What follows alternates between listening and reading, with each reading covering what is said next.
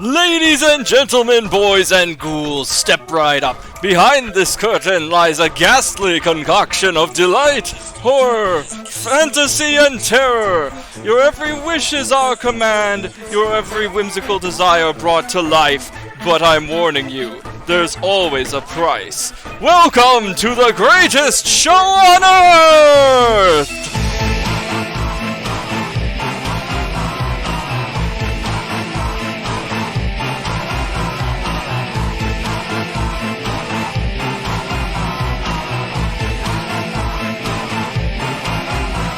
The Dark Carnival is in town, you'd better be ready, just follow the parade of dancing skeletons full of ghoulish delights around every corner. Don't tell your parents you're here, they will soon be mourners. Welcome to the lower berth, the greatest show on earth. We appear without a sound, the darkest show around. We will leave you in a daze, madness, murder, dismay. We will disappear at night with blood up on the concrete.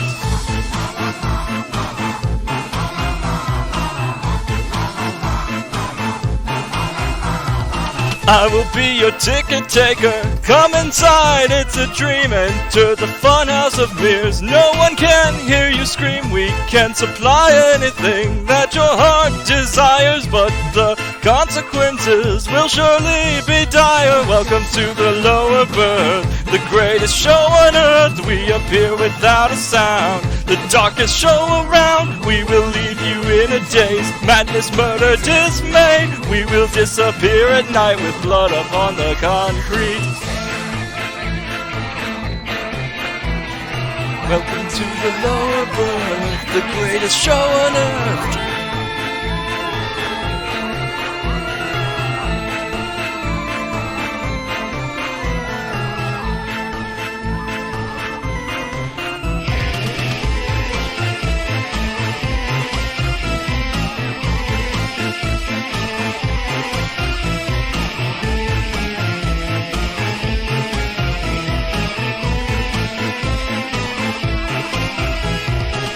Come inside for the ride, your deepest, darkest fears. The best night of your life, you're never leaving here. The unknown, the unseen is what you're gonna find. Witness this, witness that, until you lose your mind.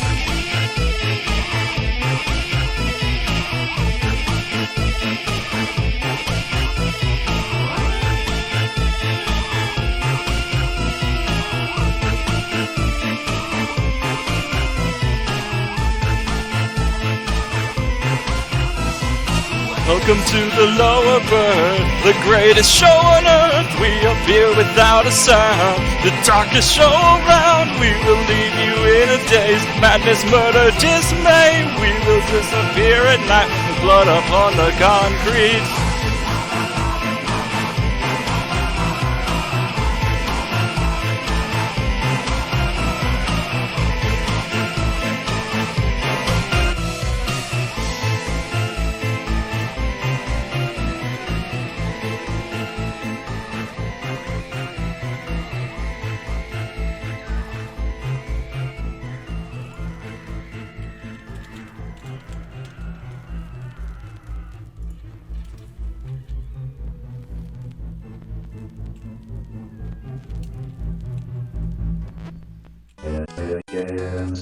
Good evening, ladies and gentlemen. It's me, the Arbiter, and I'm back with the To Be Continued podcast. Let's get the call going with my good friend and co-host, Rick. Hello. Can you hear me? Greetings and salutations. Welcome to the evening of fright. Yeah, we got ourselves another entry into Spooktober Spectacular 2023. The formula has to be flexed because, you know, sometimes life just happens like that. I mean, at least I got a chance to marathon through Infernax. That was really fun. Yeah, that was hype as all get out. Especially the ending, bro. Man, that was awesome. Yeah, that was sweet. Although everything still looks like a dick. I can't unknow that. And you know what's really funny? I was playing Silent Hill 3 with Rinny, and we came to the same realization, wait a minute, it's all dicks. You know what? Maybe the developers are trying to sell something. Maybe.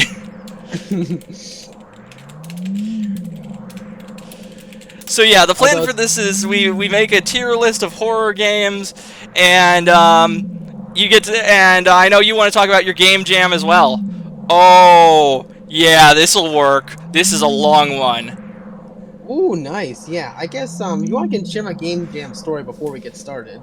Yeah, sure. Because yeah, some things are wrong. So basically, this year is the 2023 Spooky 2D Jam, which is basically where you make a Halloween-themed video game that's 2D in 48 hours. Basically, in our case, what my team decided to do was to make a game set in Victorian England, where you have to light up lanterns in order to ward off ghosts in the city. Ooh, sounds spooky. I like it. Yeah, it's a really awesome premise. Unfortunately, there were a couple of core gameplay mechanicals we didn't get a chance to reach. It got to the point where one of the teammates actually wanted to just not submit, and I was like, "Nah, man, I know things can go our way, but we went so much time, all of us." And keep in mind, this went from a 14 to a 16 by the time it was over. We actually recruited people during the jam, which doesn't usually happen, but we were trying to get some assets done, so we kind of sped up a little bit.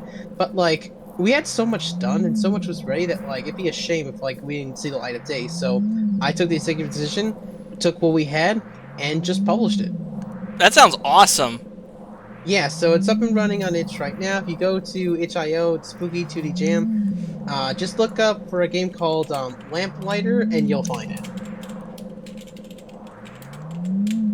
So yeah, that's just a bit. Although I will say this though, I think that oh, we got 22.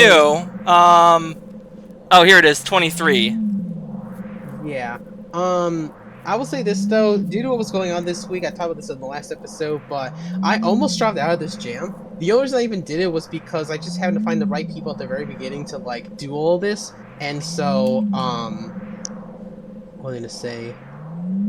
So I was gonna have one of my friends step in and basically take over, but because initially I turned around at first because I already had a full team. I wanted to take out too many people. But then I realized, you know what? I'm on the right mood. I might be able to do this. I'll let him take over. But then he joined. I'm like, you know what? I can't just leave him there alone. So I just stuck around. Because by the end of the week, I was doing a lot better than the middle of the week. And so I stuck with him. So the 5 of us now were in the game. Then we recruited another artist the next day to help with UI.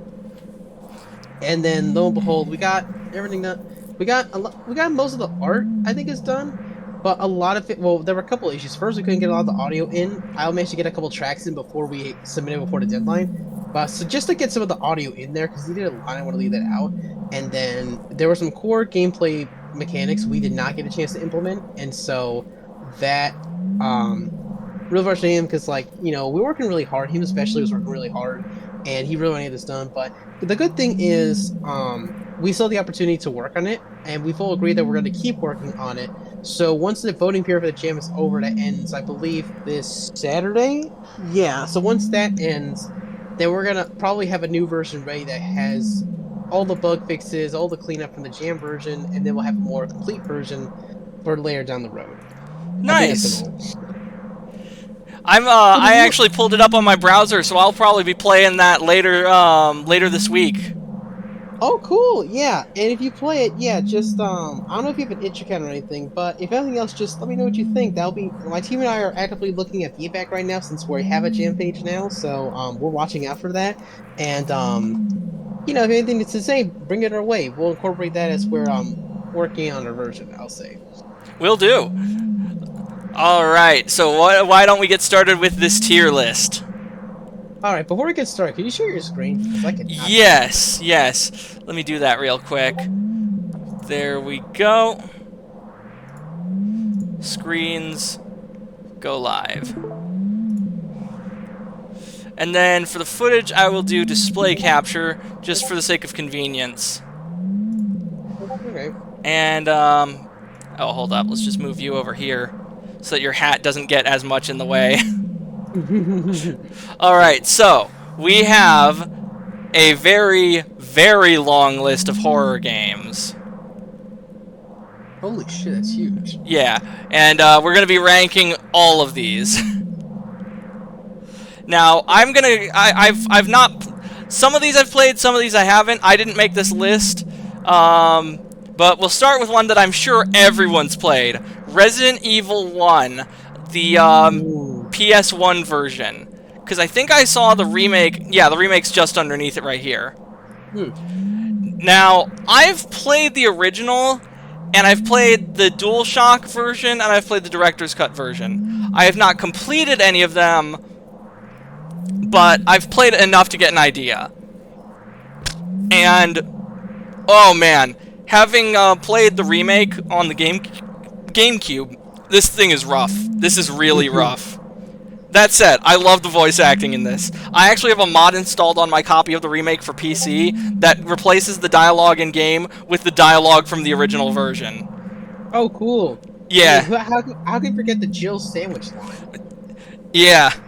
There must be a back door somewhere. We should find it first. What about you, Barry? Don't worry about me. I have this. It's a weapon. It's really powerful, especially against living things. I could quote that game. Fucking a lot of the lines from the original version became running jokes between me and my friends. I can't in good conscience call it S tier or A tier. Rick, what do you think? I agree. I think from a mechanical perspective, the game has kind of aged very poorly.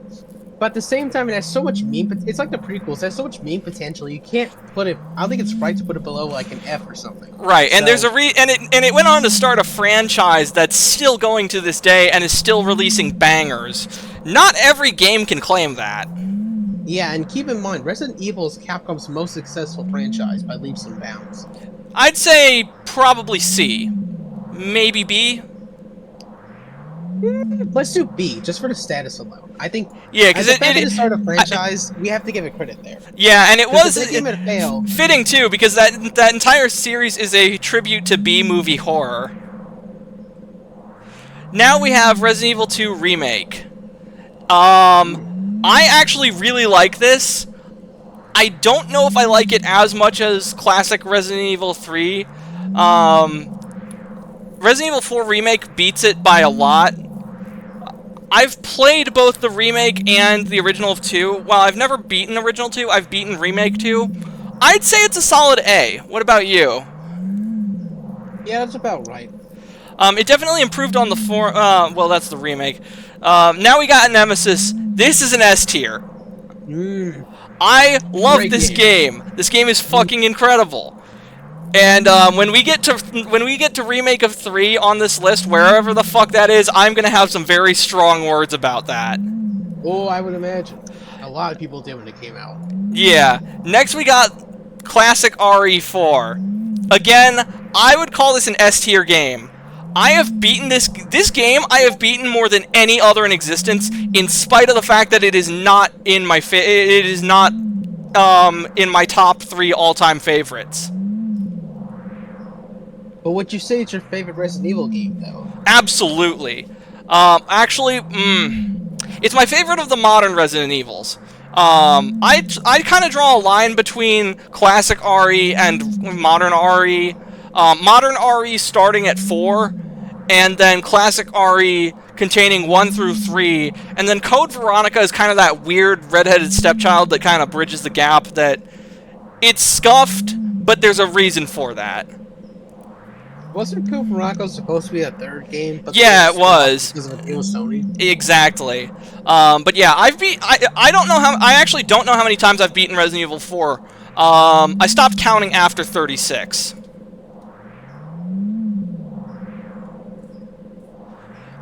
Okay, now we have Resident Evil 5.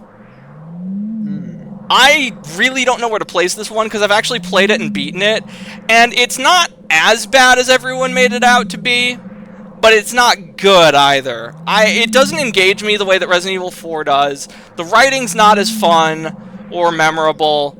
The gunplay is actually half decent, the combat, but don't give the AI any weapons you don't want them wasting ammo on. I made the mistake of giving Sheva the revolver because I didn't have the space for it in my inventory and I wanted it, and she blew through like all 6 of the shots on common fodder. So the AI is just retarded. Don't give it anything more terribly valuable and you should be good. I've beaten this game without anyone playing side by side, which everyone says not to do. It's not that bad. It's just not good either. It's mid.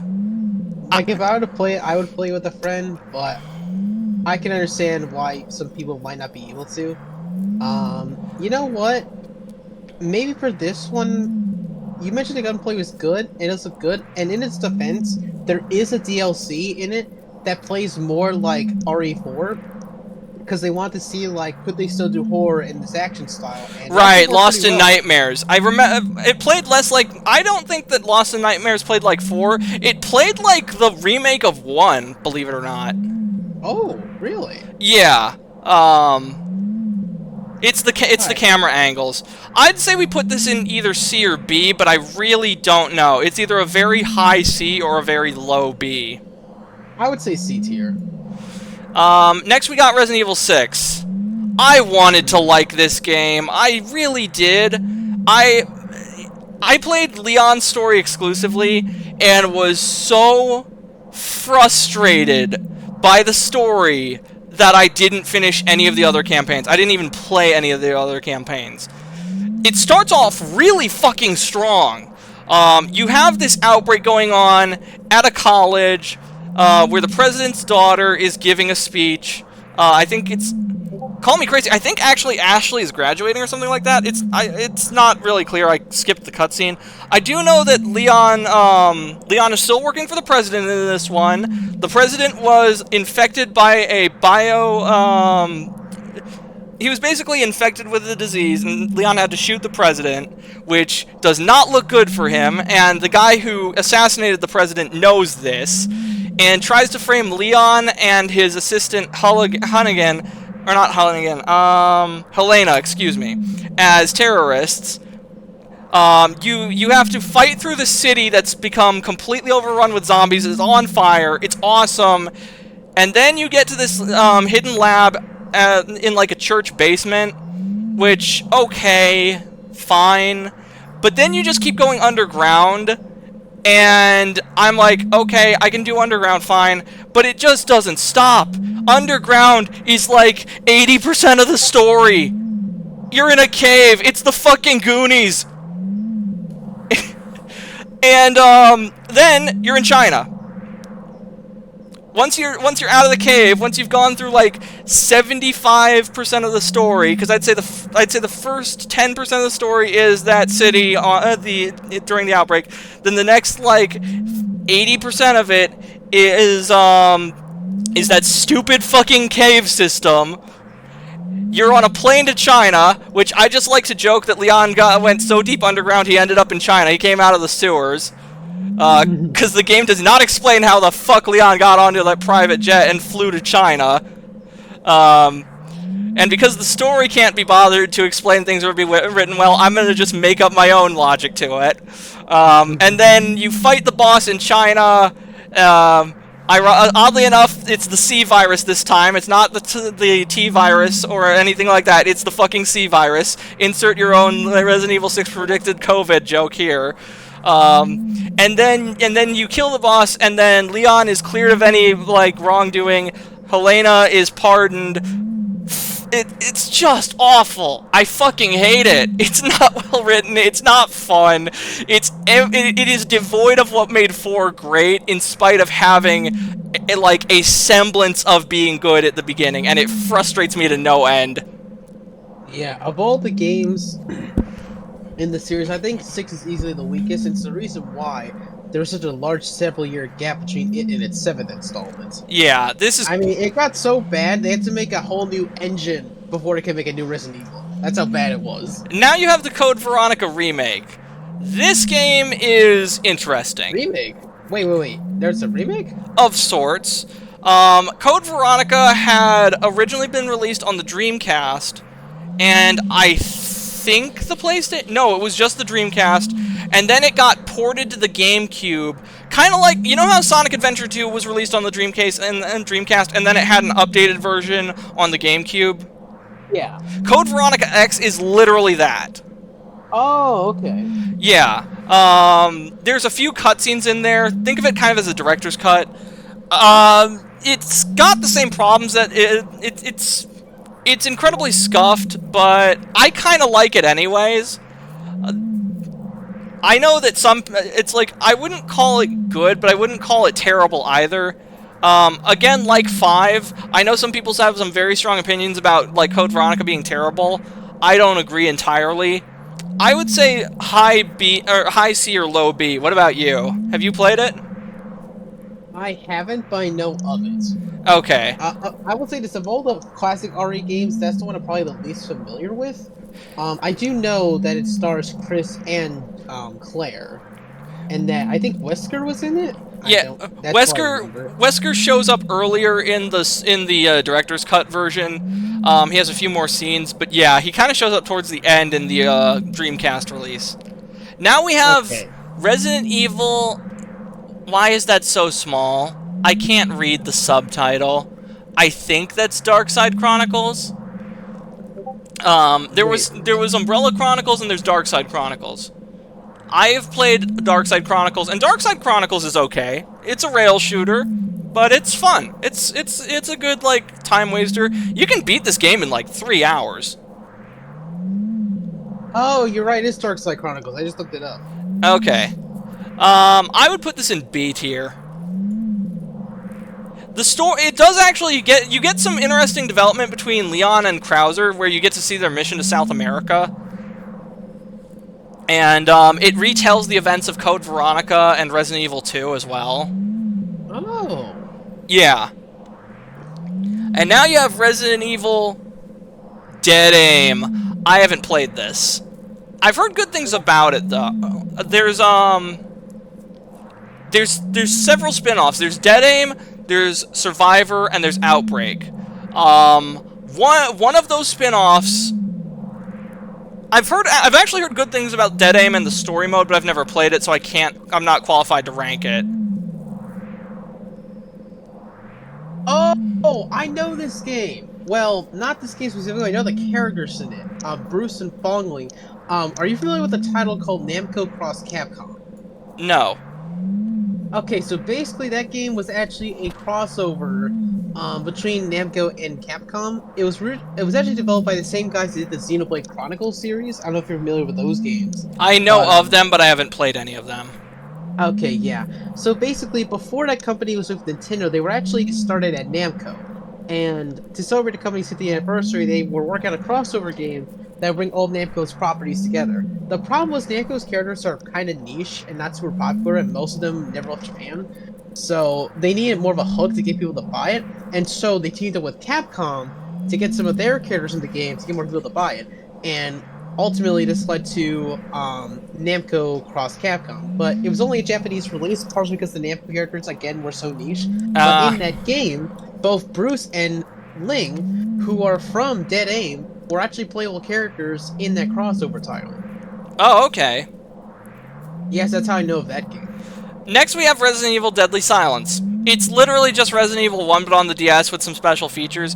You actually have, like, way more playable characters in this, because, once you finish the game, you can actually play through it as other members from STAR's Alpha and Bravo team.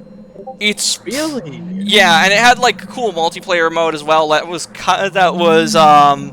had PvP and PvE. This game was cool, but not a lot of people bought it. I don't know if I might stream it someday. I might not. I don't know. I'll definitely play it and finish it though, just because of all the cool extra features it has. I would actually put this slightly above B, or slightly above the original. Okay, I'll take it then. That sounds about right. It has a few puzzles that are unique to it, that integrate the touchscreen, like you have to rearrange gears on a clock. You know, stuff that would be expected from the stylus touchscreen gimmick. Okay, next we've got Resident Evil Gaiden. Hot fucking garbage. What's wrong with it? Okay, so have you seen gameplay of this? Depends. Is this the one for the Game Boy Color? Yeah, this is the one. Oh. Yeah. I haven't. I don't think I've. I think I've heard of it, but I'm not super familiar with it. Like, what was wrong with that one? Okay, the combat works like this. You have a line that slides back and forth across a thing, and the more damage you do is determined by how close that line is to the red center of the bar. It's just rough. I tried playing it in high school as a curiosity on emulation, and it's just not fun. Ooh. Yeah, no good. Now we have Operation Raccoon City. You can't play this game today. Oh yeah, didn't they shut down the servers?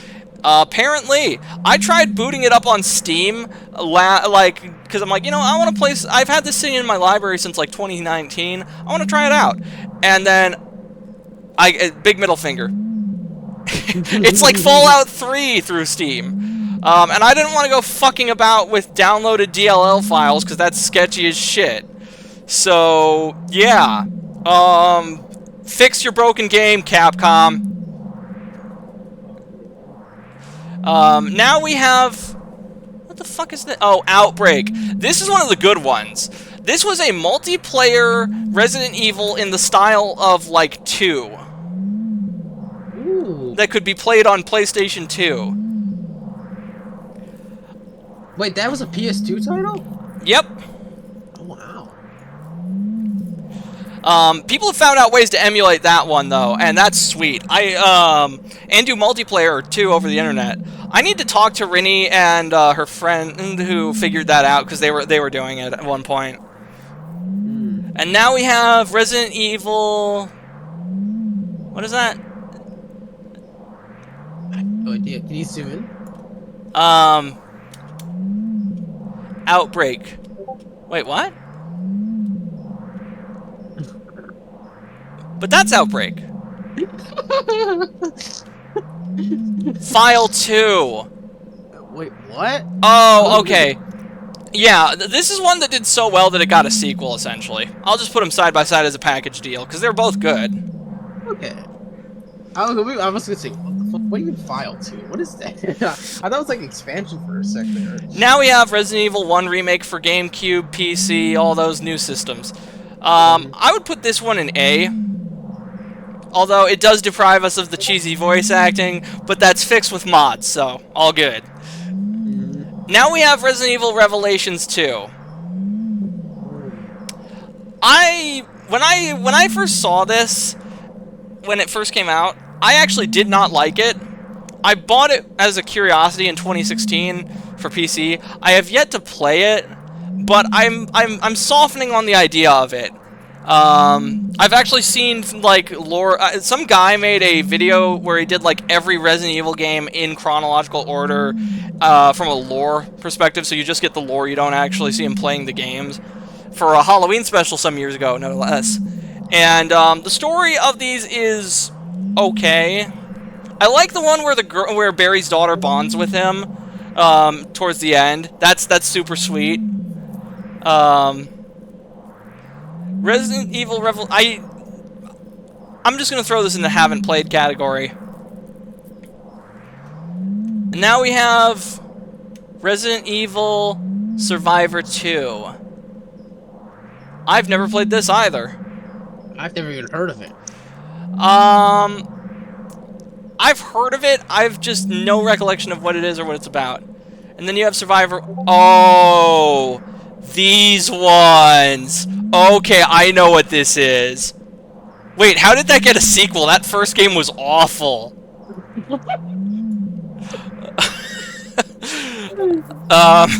Holy crap. The original?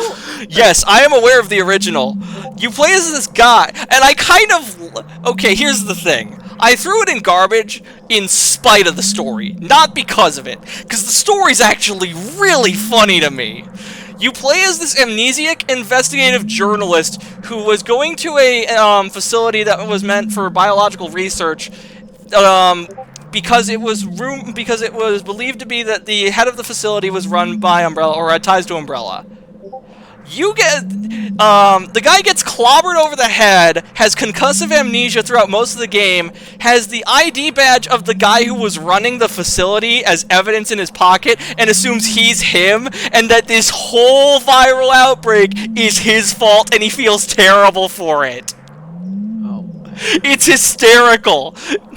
Like, dude, fucking imagine if Tim Pool fucked off to like went off to some biological testing facility and then believed that he was the reason that everyone was having like these horrific experiments done on him. It's funny, but the gameplay is awful. Do not play Resident Evil Survivor. Watch reviews of it instead. Listen to lore videos. Just don't fucking play this. It's terrible. What's wrong with the gameplay? Did we talk about that? Okay, so the problem with the gameplay is twofold. One, it kind of took the Resident Evil Gaiden approach to combat, sort of. Problem number two, every enemy in that game is a fucking damage sponge. Oh, I don't like that. Yeah, no. Problem number three, and I'm not normally one to shit on a game for its graphics, but holy fuck, the graphics in that are awful. You'd have an easier time finding pictures of Jesus in burnt toast. It's just not good. Now we have Resident Evil wait, what? The Mercenaries 3D. Somebody made a standalone game of the Mercenaries mode? Why?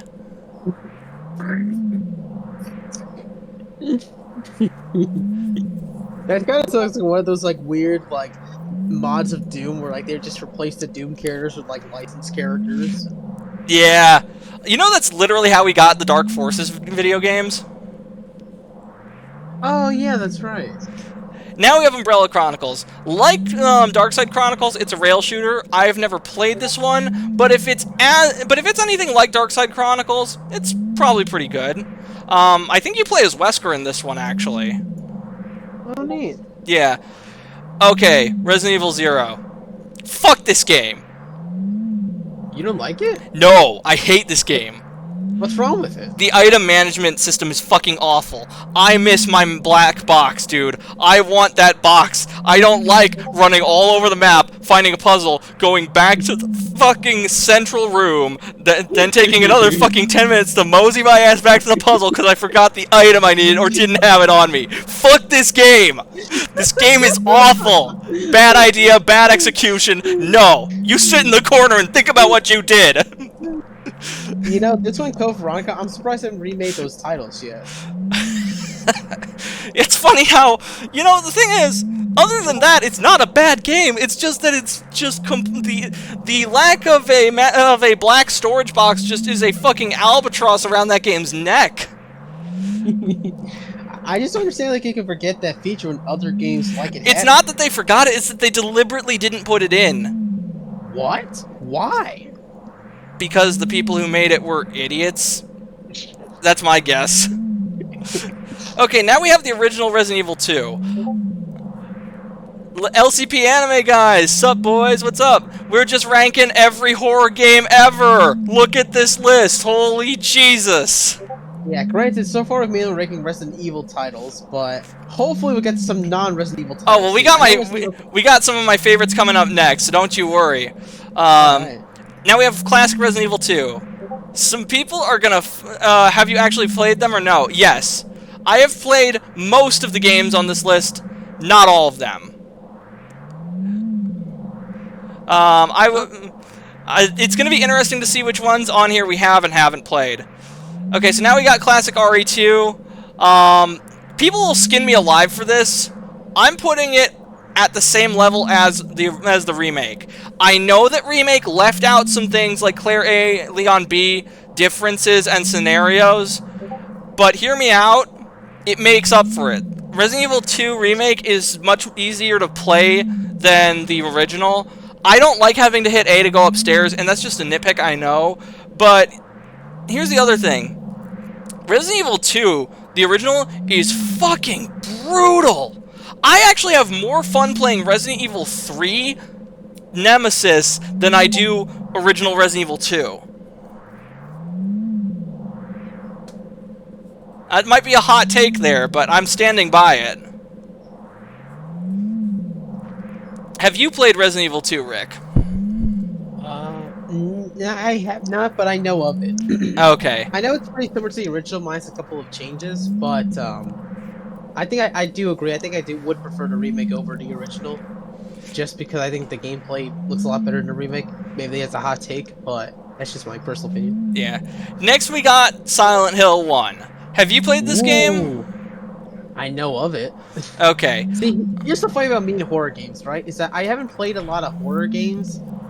Mainly, not so much because of the horror movies, because I wasn't really scared of horror games per se. It's more so, I just never got those kinds of games as a kid. My parents never got them for me, so I just never played them. But a lot of what I end up with horror games, where it comes like almost exclusively from the internet. So I may not play those games, but I know of them. Alright, I'm gonna put this one in B tier. It's a good game. I strongly encourage everyone to play Silent Hill 1. The reason I'm putting it in B tier, though, is it has one very fatal flaw. And that is, like, 80% into the game, you have to go through this segment called the Nowhere. And it is, you get no map for it, and it is infinite. It doesn't loop on itself. It's procedurally generated darkness with scant few, like, trees and whatnot there. It's a pain in the ass, and if you wander too long, you can very easily get lost. My friend Jay actually had his entire run killed because of that part of the game, and when I got to it, something very similar happened to me as well. So, I have never beaten this game. I will make it a point to do so, but fuck me, that is a serious pain in the ass. That sounds ridiculous. Played the games when I was a kid. They are games I probably shouldn't have played as a kid. The Act Man. Next we have Silent Hill 2. I have this game. I have not finished it. I have started it. It is definitely better than 1, but I resent this game. Not because of anything it did, well, that it does, but because of what it ended up doing to the franchise. What happened? A lot of people took, like, a surface look at Silent Hill 2 and assumed that's what the entire series should be like going forward. People have taken monsters from this because it's iconic to the series, like the nurses or Pyramid Head, when they only make sense in the context of James Sunderland. And on top of that, it's this game that made people see Silent Hill as this, psychoanalyze the deepest, darkest fears of the people that go there. I hate it. I fucking hate it. I actually find the idea of a cult and a cult trying to bring out a hell dimension way more interesting than the manifestations of a guilty man's mind. In that case, why are you putting it 18? Because it is objectively better than Silent Hill 1. Oh. Now we have Silent Hill 3. This game is awesome. It is my favorite game in the series. I'm not even the game's target audience, and it still manages to fucking scare the shit out of me. I was playing with this game with Rinny on Friday night, and I told this story to her. I don't know if you were in the chat or not. I was playing this game back in, like, 2020 in October, and I was, like, spooked. I didn't realize that I was spooked until, Mom walked into my room to ask me something, and as soon as the door opened, I nearly jumped out of my skin, and that's when I'm like, man, this game got me good. Yeah, you know, I got a good horror game when, like, you're actually scared. Right, and again, this game is meant to be, like, this game's target audience for who it's trying to scare is teenage girls. There's a lot of puberty overtones, a lot of, like, the cult wants to use Heather to birth the god that they worship, which is basically the devil. There's a joke that I don't want to spoil that I'm going to be making in the playthrough, but, on top of being just the best game in the series so far mechanically, the spooky is good. They also have some really cool unlockable features. If you kill the final boss with a melee weapon, you get a fucking lightsaber. Yeah. Or wait, no, I think it's if you make more kills with a melee weapon, you get a lightsaber. If you kill the final boss with a melee weapon, you get an infinite machine gun. And if you kill the final boss with a ranged weapon, you get like you get something. There's tons of unlockables in this game. It's super cool. Neat. Yeah. You get but yeah, the lightsaber's funny in that game. It's got like a cheetah print handle and a yellow blade, and they call it the beam saber, but I'm like, nah, my dude, that's a lightsaber right there.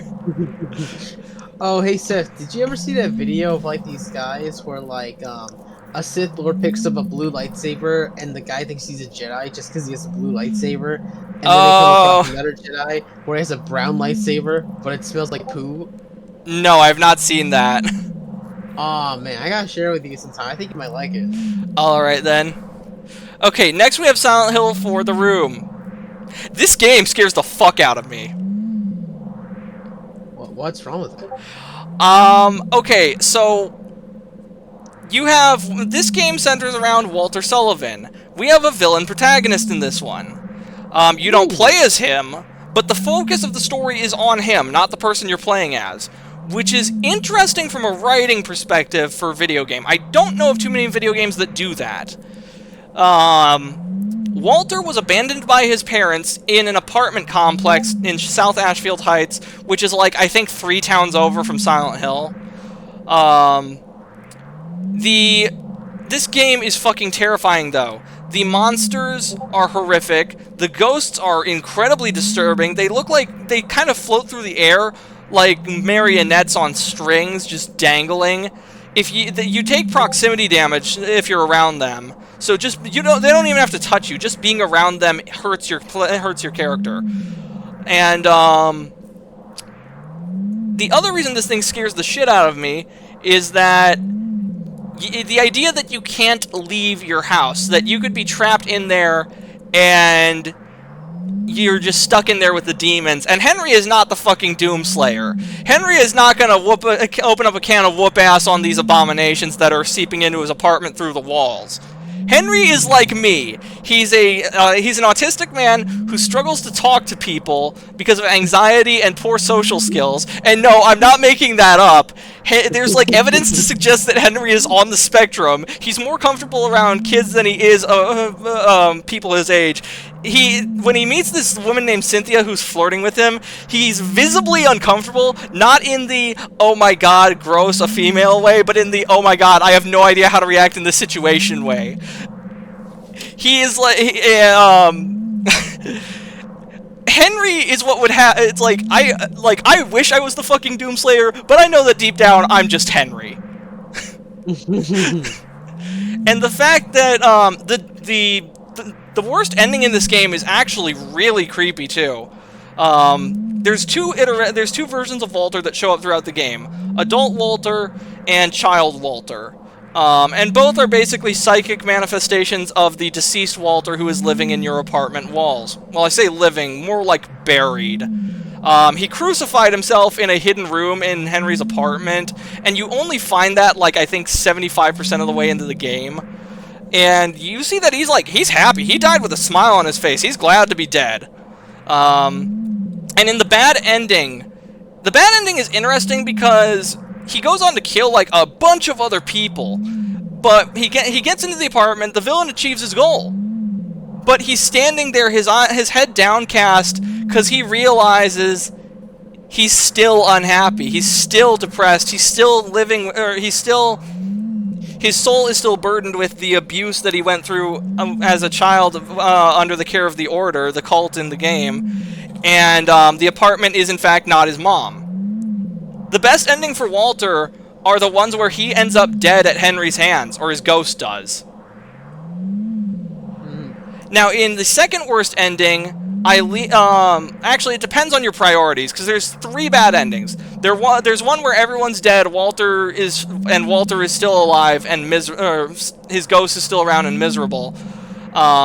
There's one where your apartment is not exorcised, and it's still, like, just infested with demons.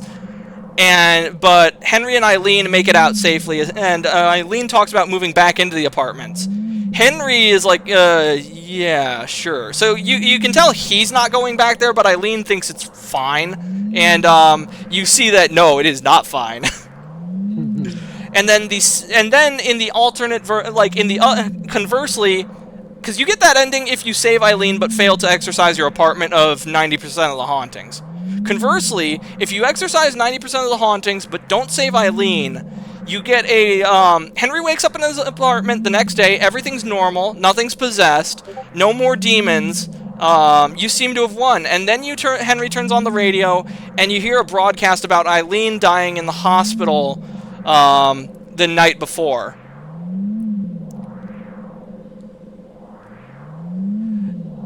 Okay. Yeah. And then in the best ending, Henry and Eileen escape, and they are not going back to the fucking apartment.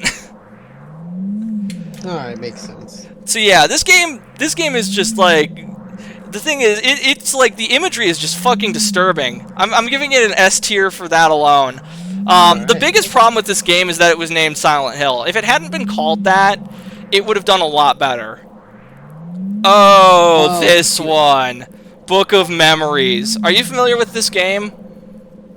Is that really bad HD collection from the late 2000s? No. This is a spin-off title that's basically a dungeon crawler, looting, what's the term? You know those, like, dungeon crawlers that are very, very loot-centric? I know you're talking about, but I don't know the name for it. Yeah. This is one of those, and it wasn't very good. The writing was weak. It basically used the worst ideas from Silent Hill Downpour for its story. So, just straight trash. Downpour. I have no idea where to put this. I actually have played this game. On launch, it was terrible. It was like Assassin's Creed Unity. Shit was badly optimized. Glitches were everywhere. I played it again recently. It's actually half decent now. Well, actually, no, it's more than half decent. It's actually good. You can play it. The problem is, it has some very, very dumb ideas for its story. There's this character that's a postman who seems to, like, be a manifestation of the town that's calling people to it, which is dumb for a lot of reasons. Then you have this DJ who's, like, crazed and playing music to try and appease the town of Silent Hill, which isn't as dumb, but it's still kinda dumb. The thing is, it also has good ideas, too. Like, it's big, imposing monster that pursues you throughout the story is this creature called the Boogeyman. But the Boogeyman is only evil because it represents something that you don't understand. Once Murphy comes to understand why the female police officer despises him as much as she does, the Boogeyman loses a lot of his power, and Murphy actually becomes the Boogeyman in the boss fight. Oh wow! Yeah, and you play as the female police officer in the fight, and if you fail. Or no, I don't remember the fight entirely, but there's a really cool ending where if you fail that fight between Murphy and the female police officer, their roles get reversed. She becomes a prisoner, and he becomes the guard, and they basically go through the events of the game again. Really? So you have to play through the whole thing all over? Yeah, but it's counted as an ending. The ending is called Full Circle. So you get a second game for free in one of the endings, basically. More or less, yeah. There's another ending where Murphy and Anne, I think is the woman's name, the police officer, come to terms, very happy, you know, stereotypical good horror game ending. There's another ending which I actually really like, called Truth and Justice, in which Anne lets Murphy go, but she also reports him as dead. But then there's another cutscene that takes place. She goes back to the prison and murders the guard who arranged the murder of her father. You see, Murphy was pursued by Anne because he killed her father in prison. Oh. As a favor, he didn't do it out of malice. He did it as a form of payment to one of the other corrupt guards in there. You see, Murphy's son was murdered and possibly molested. So Murphy decided, I'm going to steal a cop car to get myself arrested and sent to the same prison as the man who murdered and possibly, my son. While he's in there, there's one officer who's actually very nice to Murphy. He's like, why are you here, dude? You're a good guy. You don't belong here. And Murphy, I'm going to try and get your case accelerated by the DA. And Murphy is like, no, don't do that. And that officer who's nice to Murphy, that turns out to be Ann's father. There's another guard named Sewell that arranged for Murphy to beat the shit out of the guy who killed his son in the showers. But as payment, because he's a crooked officer, he wants Murphy to murder Ann's father. Now, whether or not Murphy goes through with it depends on how you play the game. So yeah, Murphy's past actions are dictated by your actions in the present in the game. There's also a bad ending where Murphy just gets fried in the electric chair. Because this game, I have no idea what to do with it. It has good ideas and it has absolutely awful ideas. It has a compelling story, but it does like really stupid shit with the lore of Silent Hill, and I have no idea what to do with this game because of it. Why don't you put in like D tier or C tier? I think I'll put it in, C. I think we'll put it in C because for everything it does really well, it does a thing that's really stupid. I do like the monsters in this, though. It makes sense that a prisoner would see monsters that are just people, mutilated or distorted in some way, because a prisoner would quickly realize that human beings are the most terrifying things in existence. Yep, even more than lions, tigers, and bears. Oh my. Alright, next we have Homecoming. Straight crap.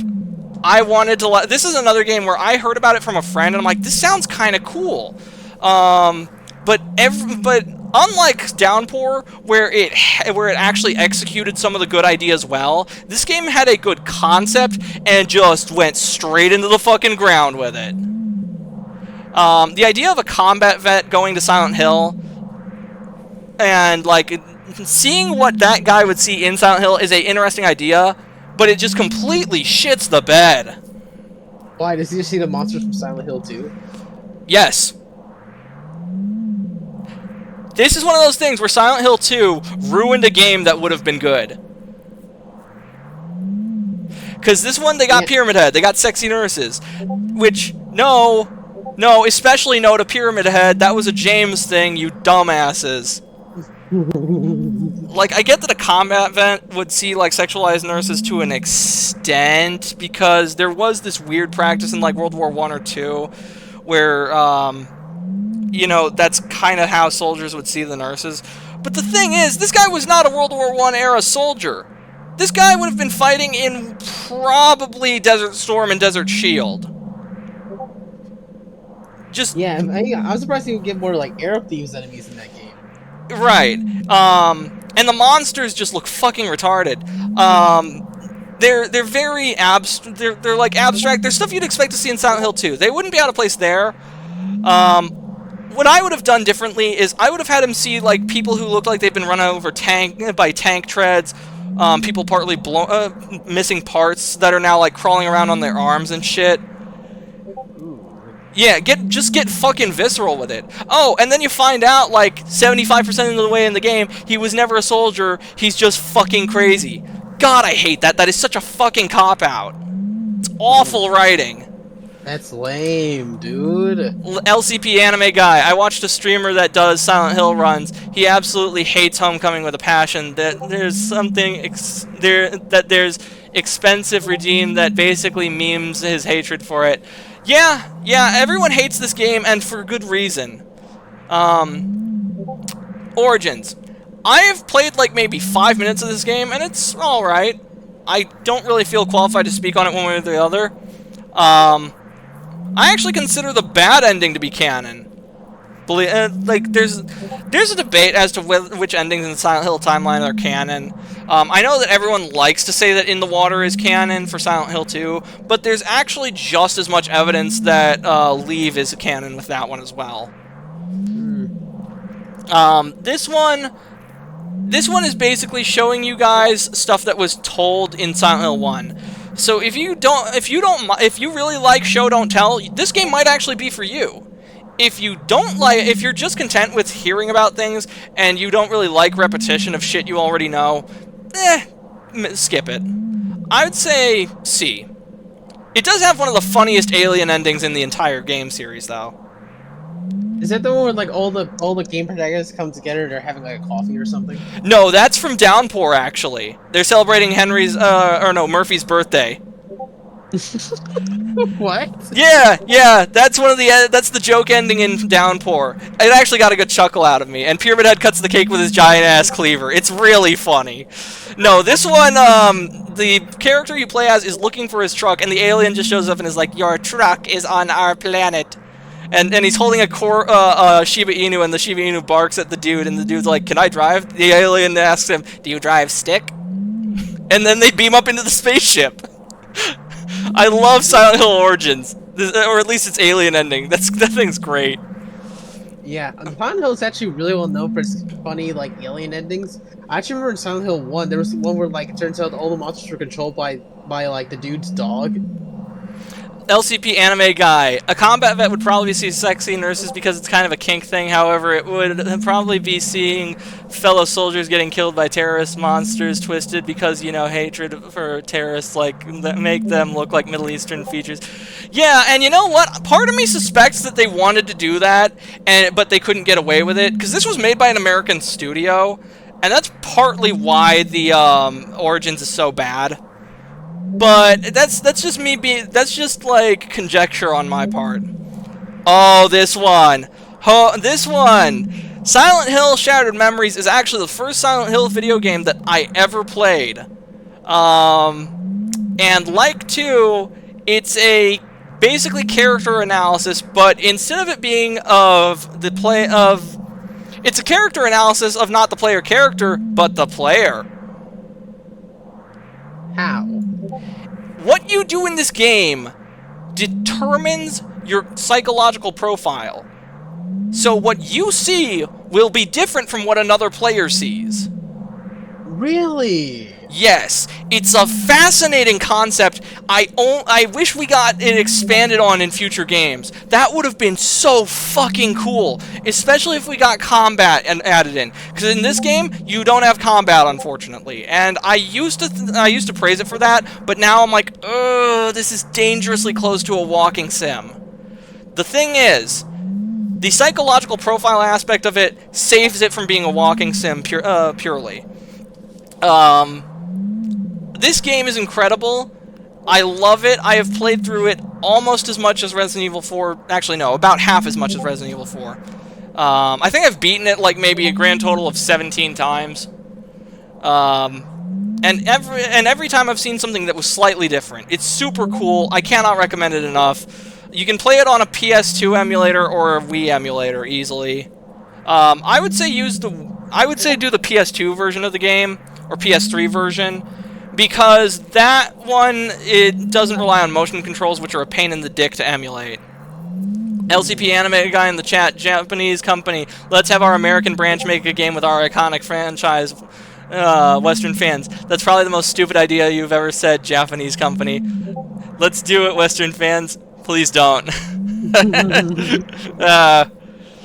Remember that phase from like the mid to late 2000s and early 2010s where like every Japanese studio was trying to make like a Western inspired video game? Yeah. Oh, I can't wait for that. Okay, wait a minute. What in the fuck is this? I don't know. Oh, Silent Hills, aka PT.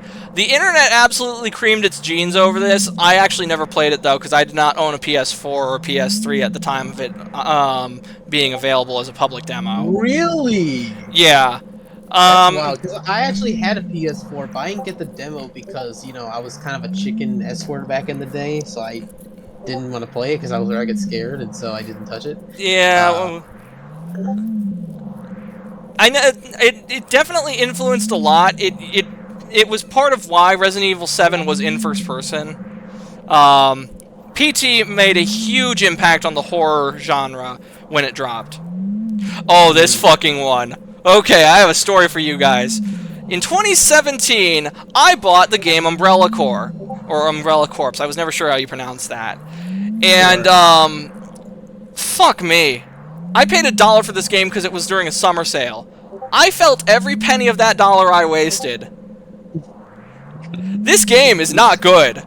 It feels like a freemium game that you'd play. Every time I play that game, I expect ads to pop up, and then I'm confused when there aren't any. I'm not mad about that. I'm just thrown off because of how low effort, low quality this is. I think this came out during like the MOBA craze of the mid-2010s, and Capcom wanted to get in on that and make a competitive esport with their premier franchise. It's just, I would say if you can get this for like a quarter, sure, but don't pay $1 for it like I did. Man, it must be really bad if you felt like spending $1 was too much. Yeah, if you get this game for free, you know, worth your time, have a bit of fun with it, kill a couple hours, but just fuck, that game is so bare bones. It feels half finished. Okay, Alone in the Dark 2. I've never played this game. I've actually never played any of the Alone in the Dark games. Oh, me neither. The only game I know of is like that one that came out in like the late 2000s. Oh, we're actually getting to that one. I'm saving that for... Okay, this game has the funniest bad ending I've ever seen in a video game. Are you familiar with it? No, what is it? Oh, they're gonna play that clip with the old... Yeah. Oh, this one! Wait, I can't hear it. I can't hear it! Ah! Hang on, one sec. Actually... No, I haven't. I still can't hear it. That will never not be funny. Wait, are you showing like your audio and your screen recording? I do. I should be sharing the... Okay, hold up. Yeah, just yeah, check. Cause sometimes with these sharing things, you have to like enable that. I know with like. How do I do that? There should be like when you click share, there should be a there's no audio option. That's weird. Yeah, there isn't. You can only get the stream. I'm afraid that with Discord, you can only get the visual, not the audio. Oh, that's a shame. Yeah, it's kind of a pain in the ass. But yeah, that is the bad ending for Alone in the Dark, where that dude that was T-posing, he was, well, getting picked up like that. The last act of man as mankind was murder, and yeah, no, I haven't played this game, but I want to because that ending is hysterical. This is one of the few instances where I want the bad ending just because of how funny it is. Yeah, actually, what's interesting is that I remember Pro Jared's video of that game specifically back in the day, where he played the remake, and then there was the plot twist where supposedly that generic dude was actually the same guy from the original game, but like, it was so weird because they look nothing alike and their personalities are so different, and like, it was a really weird title. I remember Jared playing it and he just hated it because it just felt like a generic, like, 2000s game. Alright, now, I don't know why we have Clock Tower in such a weird order. I'm gonna start with the Super Nintendo one, because I've played that, and... Wait, hold it. Wait, stop. I actually cannot see your screen. Oh, really? Yeah, I just see you. Did you see yourself? I shouldn't be. Okay. Yeah, just try again. Let's see. Stream quality, custom, resolution, 1080p, frame rate. Okay, how about now? Let's see. I don't even see an option to. Wait, it's full. Oh, here we go. That's what it was. I had on the wrong thing. My bad. Okay. So yeah, Clock Tower 1. I've actually played this. It gets a B from me. The way that the endings work is weird. You have to not see the other girls get murdered if you want the good ending. So that is completely counterintuitive, and I don't like that. Although, But that's the thing, though. I mean, maybe it's running off that old trope where it's like, oh, if you don't see it, it didn't happen. That Hollywood's been doing recently. I mean, this was made in like '95, so maybe, but probably not. Maybe. I do remember JonTron's video on that game, and like it was so funny. Oh yeah, Especially JonTron always gets a good laugh out of me. Okay, Clock Tower 3. This game is interesting because it's one of the only Clock Tower games with combat and a boss fight.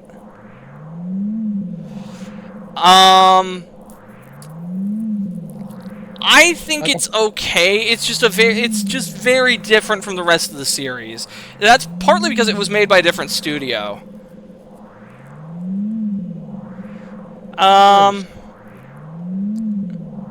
Wait a minute. Hold up a second. Yeah, that's better. Actually, there we go. That's more in order. Are you familiar with any of the Clock Tower games aside from the one JonTron video about the first game? I think I know a little bit about the PS1 title, but that's about. Is the third one the one with those like twins with like the seers? The twins with the what now? The twins with the seers. Like instead of a scissor man, they have like twins with like scissor seers. Is that one? Shears. Oh no, that was Clock Tower 3 was a different one. Clock Tower 3 had 3 chasers. You had the Juggernaut, you had the Acid Man, or the Mad Chemist, and I'm trying to remember the third one. And yeah, no, it's interesting. It kind of did its own thing because it was made by a different studio. Conversely, Clock Tower 2 in the US, aka Clock Tower Ghost Head, never ever fucking play this. It is awful. This game commits the cardinal sin of screwing yourself into a bad ending or an unwinnable state and not even knowing it until hours later. Really? Yeah. The puzzles in it are extremely obtuse. It's just terrible. Straight into the garbage. Wait a minute. That's not the right clock tower, is it? What do you mean? Zoom in. Give me a second.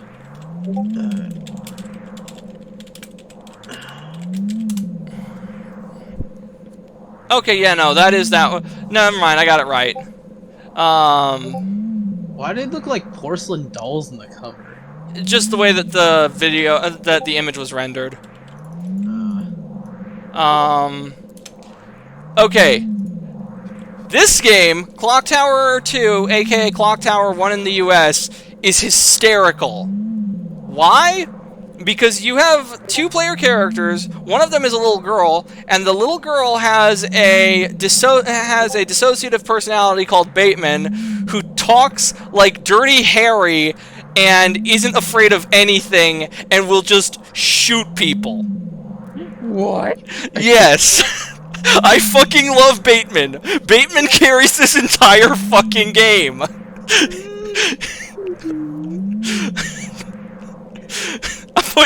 I'm putting it in fucking C. Oh. Now, admittedly, the puzzles are a bit more annoying than the first game, which is why I'm putting it lower than this one. But Bateman never fails to get a chuckle out of me. I look forward to every time in the game where I get to play as Bateman. Because Bateman is a fucking psychopath. He doesn't take shit. The voice does not make any sense coming out of that little girl while she's talking like Dirty Harry. It's just so funny. I see it as a horror comedy more than anything else. Actually, let me ask you this. Were you aware of a Dirty Harry game that was in development around the late 2000s? I had heard about that, but I like only vaguely remember it. Yeah, it was pretty close to getting done, but something went wrong and it just ended up getting canceled across the board. Oh, kind of like Indiana Jones' Staff of Kings? Oh my goodness, what is this? That I checked the game's development. I think there was some YouTuber who chronicled developed that title. Yeah. Apparently, technically did come out on certain platforms, so like the next gen versions were just they were gone. LCP anime guy in the chat, I always found the alien endings weird. Oh, that's probably in reference to the Silent Hill games. Next we have... Matt Walsh would have loved those endings. Oh yeah, Matt Walsh would probably get a kick out of them. Next we have Cold Fear. I've never played this. Me neither. I never even heard of it. And next we have Dark Watch for the Xbox. Again, never played it. We got Echo Knight. I've heard of this, but I've never played it, and I don't even remember where I've heard of it from or anything from it, so, eh. Does that say Left Behind? Echo Knight, no, excuse me, Echo Knight Beyond. Okay, never mind. I'm about to say, like, what? There was a Left Behind video game. I'm like, who put that in a horror game tier list? No, better question. Who aside from me knows that video game exists? Definitely not me. I haven't heard of that. Yeah, it was a real-time strategy game like Age of Empires, and there were other ones that were attempted to be made. The Left Behind games are hot garbage, but then again, so is the movies and books. Again with this fucking Echo Knight. What is all this? Oh, we got the Evil Dead games, ladies and gentlemen. Oh, cool. Yeah, there's 3 Evil Dead games. All came out on the PS2, and only one of them was good. I remember Fistful of Boomstick being absolute fucking awful. Yeah, you go over here. One of these is okay, and one of these is incredible. I can't remember which is which. Regeneration and Hail to the King. Oh, that's right. I remember now. Hail to the King was the good one, and Regeneration was the weird but kind of okay one. You know what just occurred to me? We don't have any games in D tier. We don't, and that's because I haven't really found any that are D tier. Actually, you know what? This one might be D tier. Yeah, because it's not straight garbage like Evil Dead Fistful of Boomstick, which is unfortunate, because I actually was... I saw reviews for Fistful of Boomstick when it came out, or like promotional stuff for it in the magazines, and I'm like, oh, that looks so cool, that looks awesome! And then it happened. Okay, now we got Extermination, never played it. Fatal Frame 2, Crimson Butterfly. The Fatal Frame series. I have not played... Let's start with the first one. Okay, you get S tier because you made me scared to turn around in my bedroom in broad daylight. Mission accomplished. What? Oh. Yeah. Oh, that's really good. Yeah. Oh. See, it's one thing you're scared at night. If you're getting scared in broad daylight... In your own home.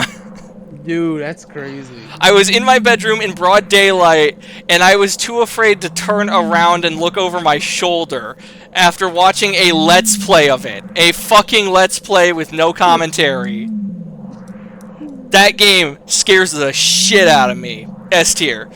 Fatal Frame 2. This one, for some reason, is less scary. I don't know why.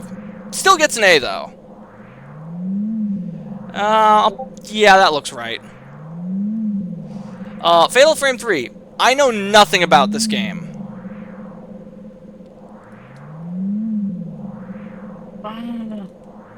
Me neither. Alright, we're gonna have to put it in haven't finished or played.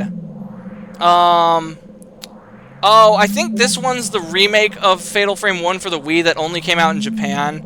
I've never played it, but I get the feeling that would actually be more scary. Oh, the Wii U title. Yeah, I've never played this. Do you know anything about it? I know it had a bunch of cool, like, Dead or Alive costumes. And you could dress the girls in, like, skimpy outfits, but that was basically it. I was about to give this game shit for that, because it's just so out of place, but then I remember that Silent Hill 4 literally has unlockable outfits like that for Cynthia and Eileen, so I put that in S tier. So just for the sake of being consistent, I'll say I didn't play this, but you said you did. No, I did not, but I just saw like on YouTube how they had all those costumes and stuff. Oh, I just thought okay. it was funny. I guess we'll place this here. Maybe. Well, no, I won't because it's on the Wii U, and we can't for some reason, nobody's interested in emulating Wii U. It's not really developed yet. Well, the problem with the Wii U is that you have to deal with the fucking gamepad. And Yeah. the appeal than like paying for the Wii U because they deal with the fucking gamepad. Nobody wanted to do that. I kind of want to move Alone in the Dark 2008 from haven't played to like to C tier as a joke because of that stupid fucking ending. Evil will live. Oh. Forbidden Siren. I've heard good things about these games, but I've never played them. Me neither. Ghost Hunter PS2. Wait a minute. Hold the fuck up. What? That looks suspiciously like a proton pack.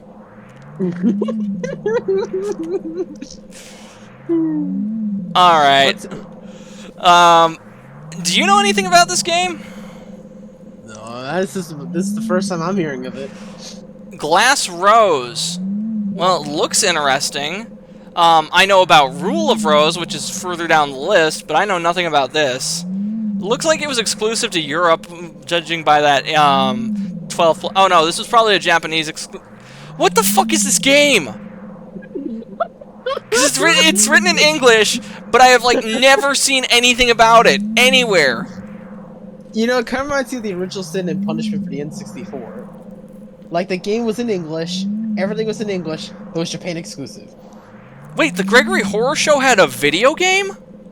What the fuck was a Gregory Horror Show? Oh man, okay. So I found the entire series on YouTube for free back in like 2013 or 14. And it's a CGI anime that's really good. If it's still up there, which it might be, I'll send it to you, watch it. It makes for a great watch on Halloween. I remember the anime being really good, and if the anime is good, I bet the video game is just as good. I'm comfortable with saying it's probably A tier.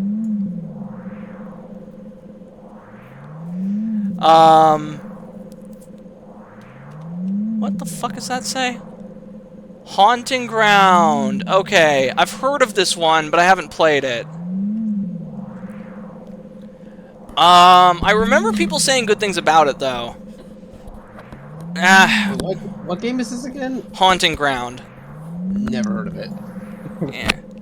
And then we have Indigo Prophecy. Wait, that's a horror game? Really? Is it? Evidently, it was here on the list. Well, do you know of it? Yeah, I do actually. I've heard it mentioned in the same conversation as Deadly Premonition. I've heard good things about this game, but I haven't played it. It was done by the same guy who did Heavy Rain. Oh. Hey, Heavy Rain's a good game. And that was shit. It really depends. I like Heavy Rain. I know it's not everyone's cup of tea. It's basically because Heavy Rain is QuickTime Event, the video game. And that's what. Yeah, because people were complaining about that. It's like, oh, this is boring. Oh, you know what?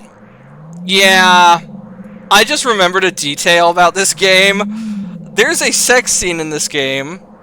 Come to think of it, there was one. Indigo Prophecy. Okay. Come to think of it, there was one in Heavy Rain as well, but the difference is in Heavy Rain, they didn't make it into a clunky-ass mini-game where you had to follow QuickTime Event prompts. So, I'm just throwing this in D on those grounds alone. I remember that one too, or like, I remember Project did like the move video where they played Heavy Rain, and it was a sex scene, and he was trying to get the bra off, but he couldn't control himself. Oh my god! Wait a minute, you have to do that in that game as well? Oh god, Yeah, they they didn't. were motion controlled. Oh no! They didn't get the memo. Oh jeez. Okay, we have Cone. Cone? Cone. We have Cone. K-U-O-N. Oh, I have never played this game. The cone is going into haven't played. Manhunt. Okay, Manhunt 2 I'm actually going to put lower than Manhunt 1 because they actually sold out. Manhunt 1 was considered too brutal, and so when they made Manhunt 2, if you kill someone, it goes they recolor the blood and everything goes photo negative, which I thought was a cool artistic choice, but then I found out they did that because of censorship and pressure from rating agencies.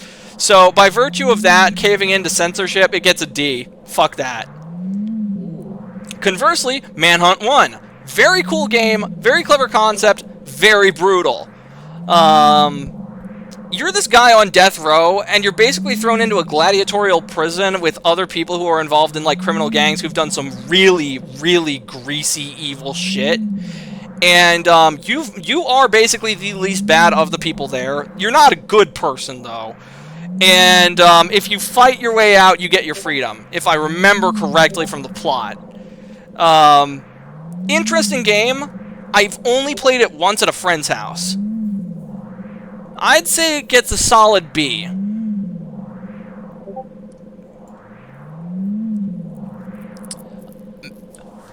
Michigan Report from Hell. There is a Hell, Michigan. I suspect that was not intended on the developer's part, though.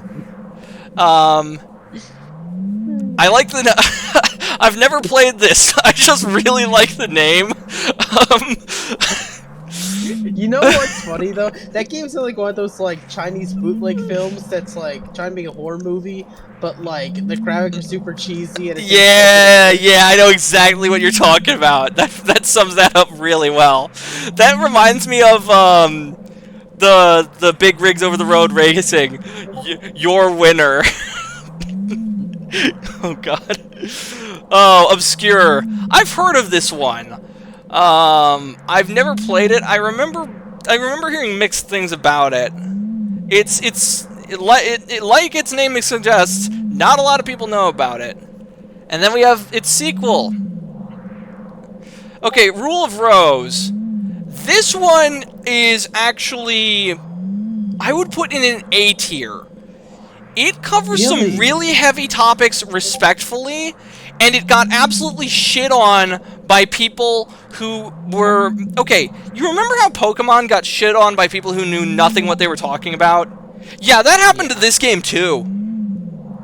And it's all the more frustrating because this game handles some very heavy subject matter very respectfully, and it's good. I'd say, you know, it didn't deserve what it got. That's interesting, because I've heard of this game too, and it seemed kind of interesting based on what I've read.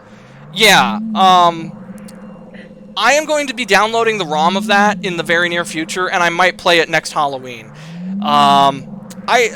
You know, there's a lot of games I wanted to play this Halloween as well, and we've only gotten to, like, maybe 3 of the 8 that I wanted to do. I don't think that next October I'm going to be nearly as busy as I am this one, because I'll have graduated from trade school, I'll be working a stable job, so I'll have more free time than I did this year. This year is kind of a scramble, and I think I'll probably dedicate more time to games next year that have, like, deeper subject matter, like Rule of Rose, or Clock Tower 3, or Silent Hill 2, instead of the fun, just absolute grab bag scramble that I've been doing up to now. Not that there's nothing wrong with fun, it's just that, you know, some things you gotta do when you have the time for them. Okay, Abyss. I don't know what this game is. Yeah, there's a lot of niche titles in this list. I know, I respect the shit out of the author for putting those on here. What's that say? Sadako Tower. The girl from the Grudge? Well. That sounds like a girl from the ghettos. I know, right? Oh my god. I can't take Sadako seriously anymore after the one fucking Family Guy gag. Have you seen it? No, I have not. Also, your graphics are kind of shit. What the fuck happened? I don't know, dude. Oh, here we are. Quagmire meets the Ring Girl. Oh, this one! Yes!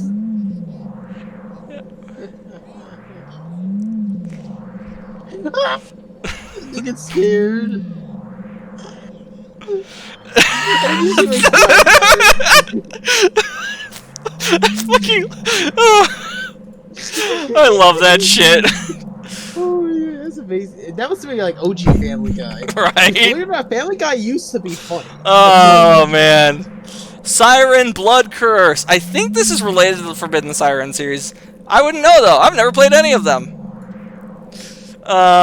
Spirit Camera. The Chinese bootleg of Fatal Frame. Never played it. The Suffering. Oh. Okay, this one I know about. I watched a Civ 11 video on it, and I wanted to do a. There's 2 videos that he did for Halloween. One of which is not available. There's this, and then a Clive Barker game, and I can't remember which is no longer available. This one's interesting though. You play as a death row inmate, and then all hell breaks loose in the prison, and it has a morality system where you can either help guards or and inmates defend themselves against the demons, or you can leave them to the demons and basically worry about your own skin. And the way that plays out will determine the ending you get, as predictable. But the writing in this is actually really good. I think it does the concept well. I would put this at... Because it's no Silent Hill or Resident Evil, but it's not low enough to be D. I think C. Well, yeah, I think it's C, maybe mid to low C, or high C. We'll put it right here. Okay, next we've got The Suffering... Oh, it got a sequel! Ties That Bind. Okay, that's cool. We'll just put it right next to the other one. The Thing. Yes. Like that one. This is a game based off the movie. It was made for PS2. I've never played to it, so I can't attest to its quality. And I know some people who really like the movie The Thing. So if that's for you, go check that out. You can find most PS2 games on Vim.net. Actually, I think their entire library is complete now for that console. Oh, the X-Files video game. Okay. I've never played this game. I've only watched one clip of the X-Files, and that was from the episode Home, because I heard that episode was like super fucked up. And I've seen series that were inspired by the X-Files, like the Black Tapes podcast. But yeah, I don't know. Wait, what? Next we have Scared Anime People, the video game. Oh. Does it have a title? No, there is no title. There is just Scared Anime People. Okay, put that in the niche category. Yeah, that's definitely niche power. Alien Trilogy for PlayStation 1. You ever played this? No. I vaguely remember my cousin having this game. I have no idea what if it's good or not though. I was always too scared to play it because when we were hanging out then I would have been like maybe 7 or 8 years old. Oh, Amnesia: The Dark Descent. Okay, I really like this game. I can't put it in S tier though. It created the walking sim genre, so I have to dock it some points. I'm putting it in A. Yeah, that already makes you not like it as much. The Bunker looks good though. The Bunker actually is the first of the Amnesia games that isn't a walking sim or near walking sim, because it's survival horror. You actually get a revolver with like it feels like a callback to the original Resident Evil, where you have some ammunition, but if you try to fight everything, you're just gonna die. I wonder if the Bunker's on here. I don't know. Actually, come to think of it, I don't see any of the other Amnesia games, and they've been grouping them by series, so, eh. Okay, Calling. Oh, and it's a fucking wireless signal, too. Okay. That's clever, but, never played it. Oh, it's for the Wii. Interesting. Oh, really? That's... Huh. Yeah, that's weird. I followed the Wii. That must be a really niche title. Call of Cthulhu for the Xbox.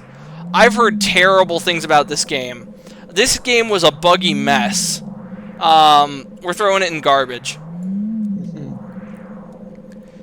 Chaos Brain for PlayStation. Never played it. Constantine, Vampire Hunter. Was it Constantine video game? It's not the Constantine you're thinking of. It's not Roman Emperor Constantine. It was a Constantine Vampire Hunter that was, like, I think in the 1800s. It's done after a movie, and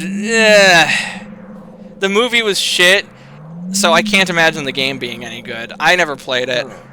Actually, speaking of Constantine, did you know that they're making a new Constantine movie, but they're bringing back, what's his face? Keanu Reeves as Constantine? Keanu Reeves as Roman Emperor Constantine. No, you fucking dumbass, a DC character! Oh. Well, I'm not familiar with the DC character. Okay, that's who I was referencing. I'm about to say, like, really? You see that guy playing the Emperor? No, I don't. Keanu Reeves as Constantine? Nah. Maybe as Julius Caesar. That might work, actually. Ooh, especially... Wait, classic or modern Keanu, though? Either one. Okay, now we have sad anime girls. And, sad anime girls, too. I'm putting these next to scared anime people. Those two look like they're really scared. It's like they're just cuddling in the woods. Right? Now we have Corpse Party. Okay, this game is prolific. It's been re-released so many times. It's got an anime, and the funny thing is, it started as an RPG Maker game. That's where it started off. Ooh. I'd put it at, yeah, right around here. I've seen playthroughs of Corpse Party. I know enough about it to know that to like give an opinion on its ranking. I'll probably play it in the future. Vampire, and you have a guy that looks like the Hollywood depiction of Satan. He looks like Tom Hiddleston. COUNT. Vampire Countdown? What the? Wait a minute. I think I know about this game. Civi made a review of a vampire game where you play as a police officer and have to basically track down these serial killers that are vampires. Yeah, it's a D game. It's... The fact that I know what this is astonishes me. I'm about to say, how? I'm like, never mind. Because the only reason I know about it is because of Civi 11. Oh, Cursed Mountain. Okay, I've heard good things about this. I've heard this is actually a great game that got severely overlooked. Unfortunately, emulating Wii games that are not platforming is really difficult because so many of them relied on motion controls. And to set those up is fucking annoying on emulators. It's not worth the headache. I have seen playthroughs and reviews of it, though. Yeah, this is very high A, very low S. What the fuck is that? He's a sponge. Oh no, it's a person. Curse the Eye of Isis. Yeah, I would curse ISIS too. I agree with this game's thesis, but I've never played it. Yeah, screw the pagan gods. They're not real. Dead Space 2. I've heard good things about this game from my friend Jay. I've only ever played the first one at his house, but he loves the shit out of this series. Or he did back before Dead Space 3 murdered the franchise. I wonder what his thoughts of the remake are.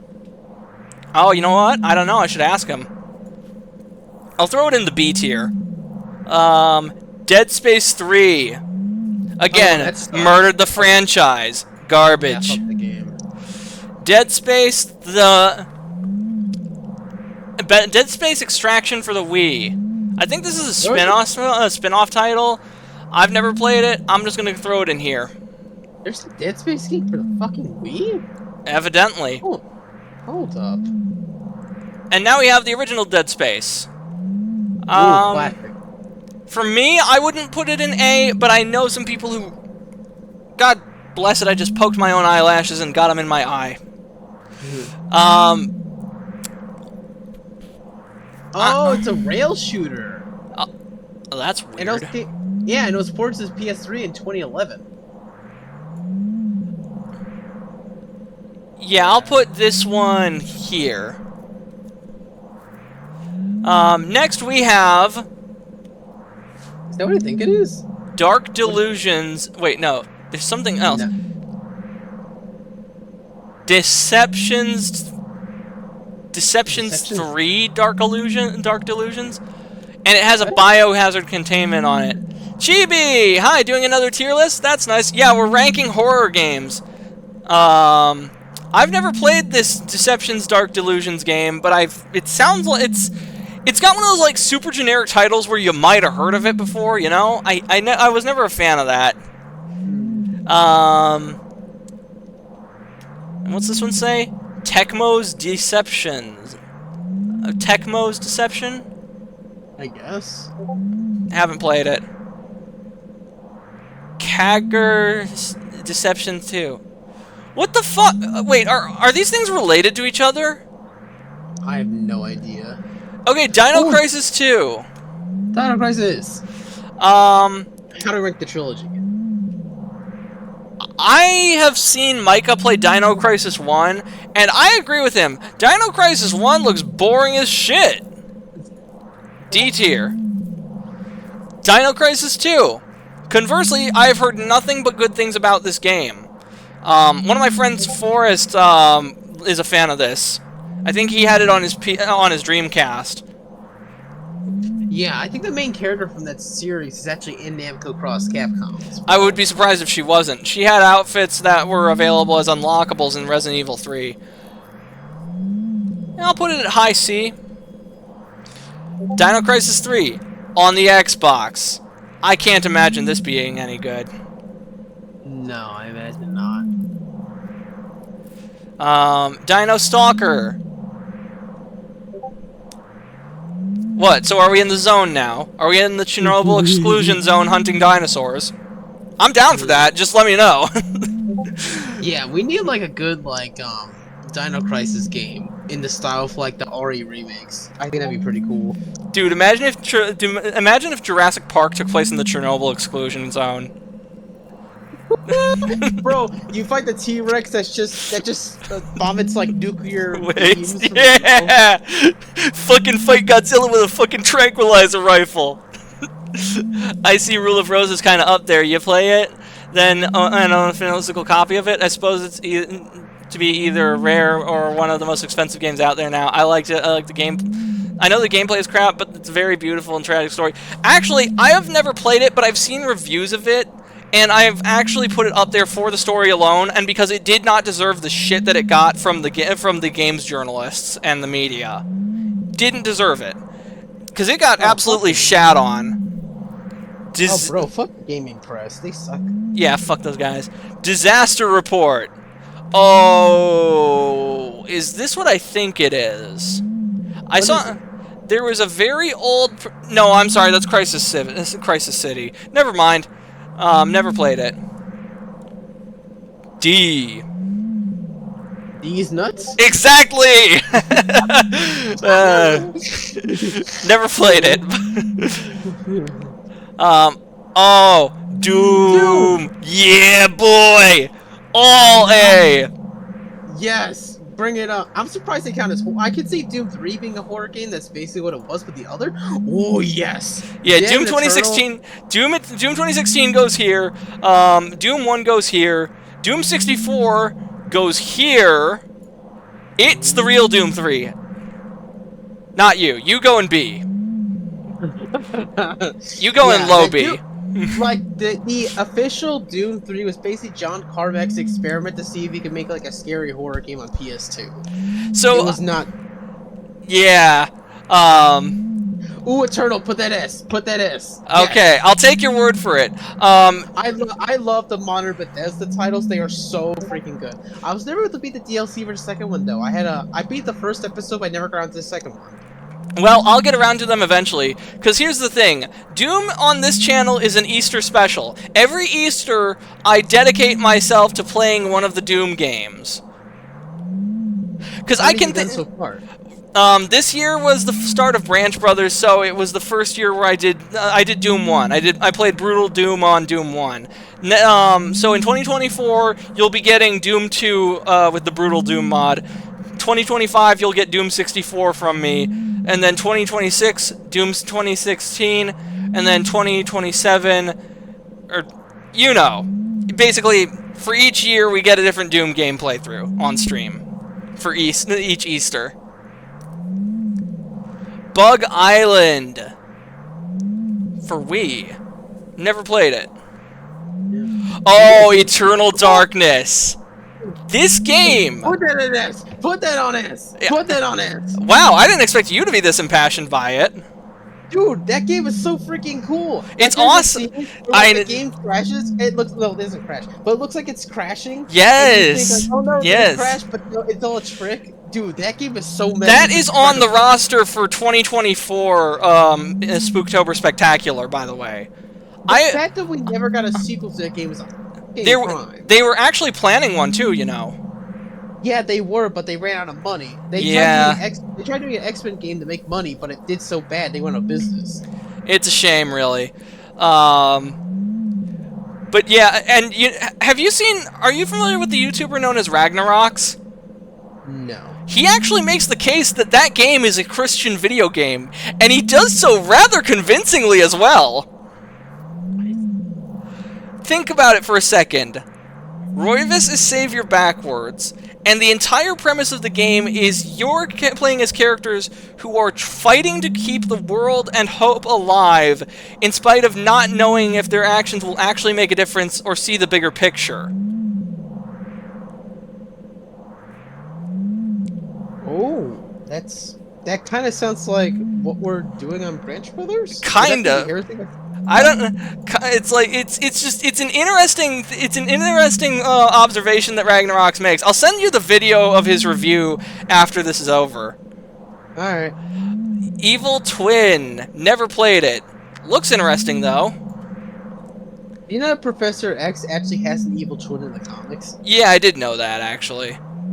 How? I have no idea, but I did know that. It's Magneto, right? No. They're not twins? No, they're not related in any way, shape, or form. What the fuck? I mean, like I said, Professor X has a twin, but it's not Magneto. That's like saying Wolverine and Sabretooth are brothers. Which level is Bioshock in, unless you haven't done that yet? Yeah, we haven't gotten to Bioshock yet. Fear Effect. Haven't done that either. Fear Effect 2? No. Wait, what the fuck is Final Doom doing in here? That should have been with the other Doom games. Whatever, you get to go right. Well, half of this game is Final Doom was an expansion pack for the first Doom. It contained 2 campaigns, Plutonia and TNT Evolution. TNT Evolution is fucking boring. Conversely, Plutonia is fucking Plutonia. Playing Plutonia is like being inside a Wicker Man. That game is that campaign is so punishing. You'd have a better time playing Minecraft while being casually set on fucking fire. I really don't know where to put this. What's the other Doom games? Well, here's the thing. Half of it's good and half of it is miserable. Okay, so we'll put it. Should we go in front of or behind Doom 3? Actually, let me ask you this: do you think it's better than Doom 3 or worse than Doom 3? That's hard. That's really hard. I'm gonna put them in the same spot, and they'll just sit right next to each other. All right. The Galarian. I've seen this somewhere before, but I can't for the life of me remember where. I never played it though. Looks like Tanya almost. Yeah, a little bit. Next we've got... Is that what I think it is? Galarian's Ash. Oh, no, never mind. I don't know what that is. Ghost vibration. Like those vibrations you get in your pocket when you think your cell phone's going off, but there's nothing there. I've never played this. I was thinking of the stuff you get at, like, the VIP stores. VIP stores? Yeah, you know, VIP, very intimate pleasures. That is the first time I've ever heard someone use that term for that. Okay. Yeah, I'm kind of surprised right now. I'm thrown off. This is very... Me and Rennie were joking that you're the wholesome one in the entire TARDIS crew, and that just fucking happened. Oh, Half-Life. Is it better than Doom? Wait, Half-Life's a horror game? Yeah, to an I mean, think about it. You got alien invasion. You're just getting your entire world just got shit rocked.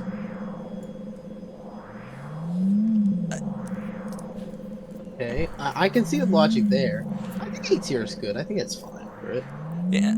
Wait, is Half-Life 2 on here? I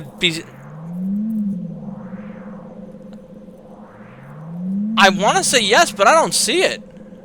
Maybe we'll find it once we get through all these other games. Yeah, maybe. Haunted Mansion, based off of Disney's 2003 movie.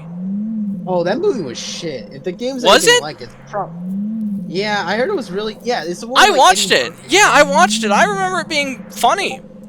I thought it was. I thought it was funny. I thought it was going to be scary, and I was laughing most of the time. Oh, because I know like it was. Don't make no dark spirits come out. Wait till I leave. No, hang on. Because like with that, there were two movies that are based on Disney rights. One was Haunted Mansion. The other was whatchamacallit, Pirates of the Caribbean. And Okay. the difference was they were both supposed to be film series, but only Pirates became a series because of how popular it was. The Haunted Well, House yeah, because one Pirates of never- the... Even I'll admit, Pirates of the Caribbean blows Haunted Mansion out of the fucking water. Oh, absolutely. You know what's funny though? When I went to Disneyland this past May, I actually went to the Haunted Mansion ride. Because like Cool. when we were wrapping up Disneyland, we had one more free ride pass left, and I had to, and not only that they were both in the Louisiana section of Disneyland, and I had to choose between Pirates or Haunted Mansion. I ended up going with Haunted Mansion because I wasn't familiar with that one, and I thought it'd be more fun to go on Haunted House, to be honest. So I still that. Plus, I did go to Pirates in Disney World, so I already did that, but I never went to Haunted Mansion, so I just wanted to do that. Alright, next we got Hell Knight. I've actually seen a guy... Ragnarok's actually talked about this game. At least I think it was this game. I don't remember much of it, though, so I'm putting it in haven't finished. / never played. Next we've got the House of the Dead 2 and 3. 2 and 3? Yeah, it's a dual pack for the Wii. Oh. I will... Goldman's monologue about the life cycle will never not be funny. I'm gonna put it in B, because that is some B-movie acting right there. Wait, the life what now? Oh, I've got to show you this now. Have you been watching like Presidents playing Halloween? Yeah.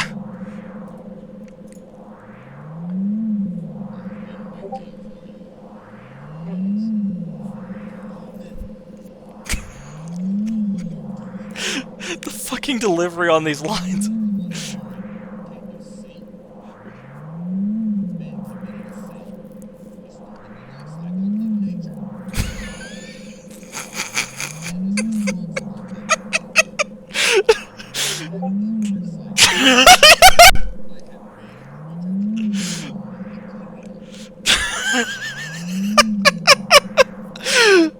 Oh my god!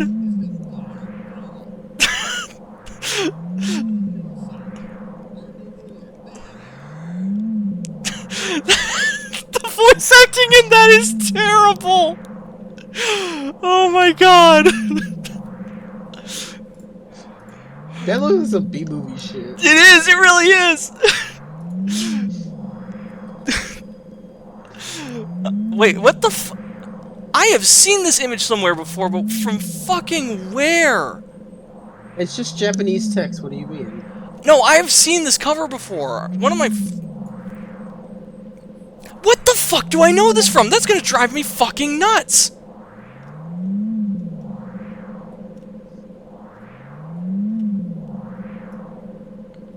I don't think I've played it either, and that's the annoying part. Juggernaut. Never played it. Ju-On the Grudge. Oh, this one. This was cool. They would use the speaker on the Wii Remote to fuck with you in really creative ways.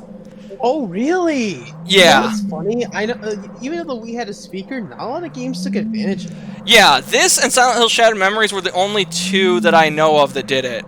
I'm sure there were other ones, though. Oh, yeah, I'm sure, but there were so many. It's like the PS2. There were so many fucking Wii games. It's like, who can you tell what from what? Alright, we got another one. Garbage. Yeah. Never played. Never played. Never played. Monster House for PS2. The movie was alright. I don't really know how you'd make a video game out of that, though.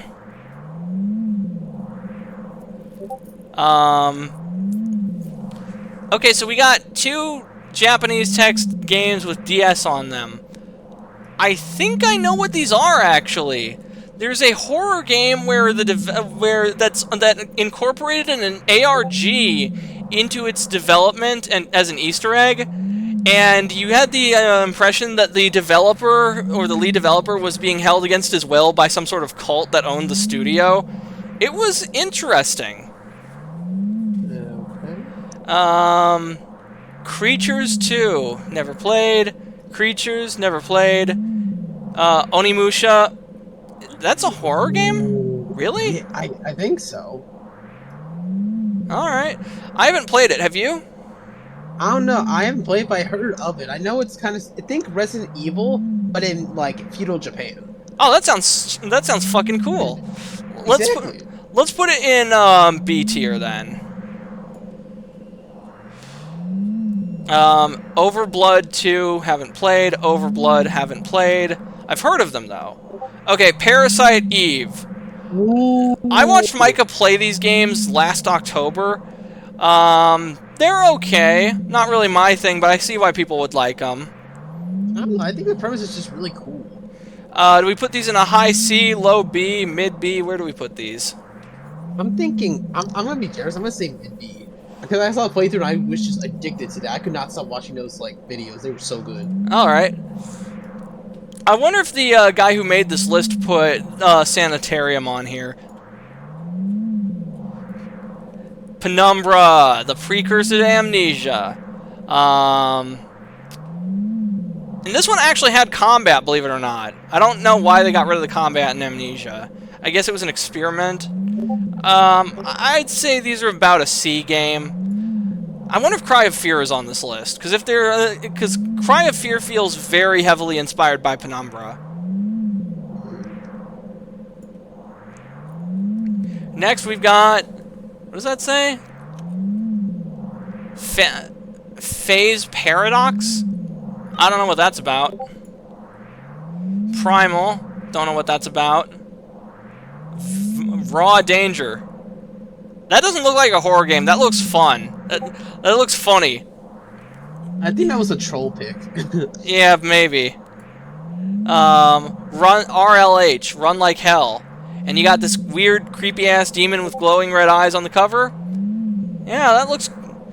And you got a guy with that looks like a little soldier at the bottom of the R. I must say, I'm curious. I might have to download the ISO of that on off of Vim.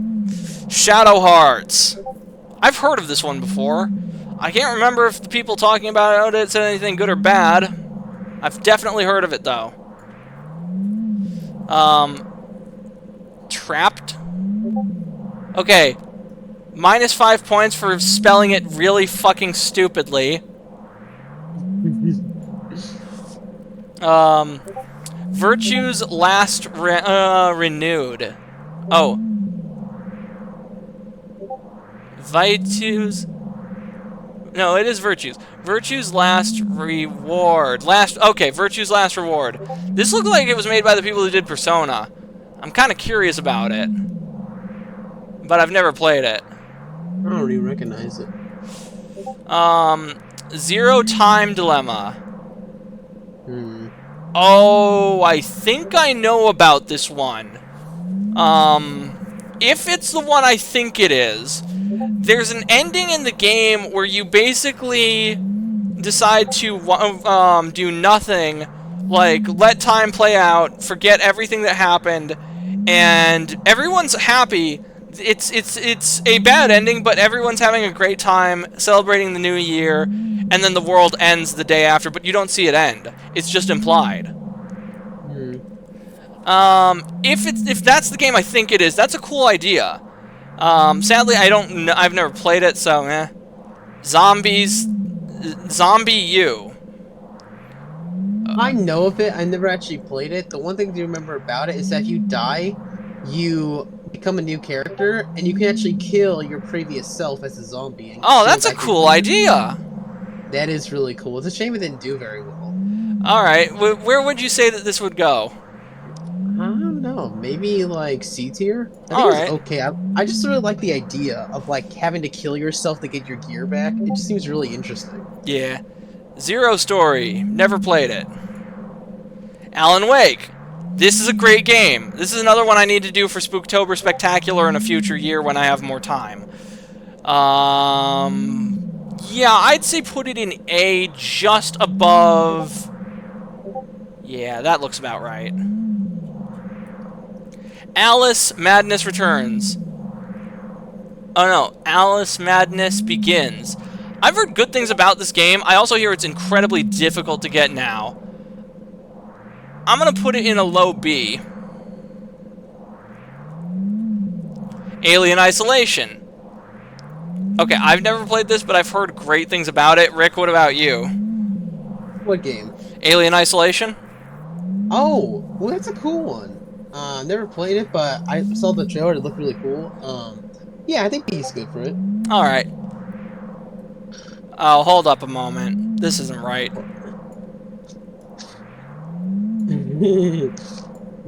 Wait, what are you doing?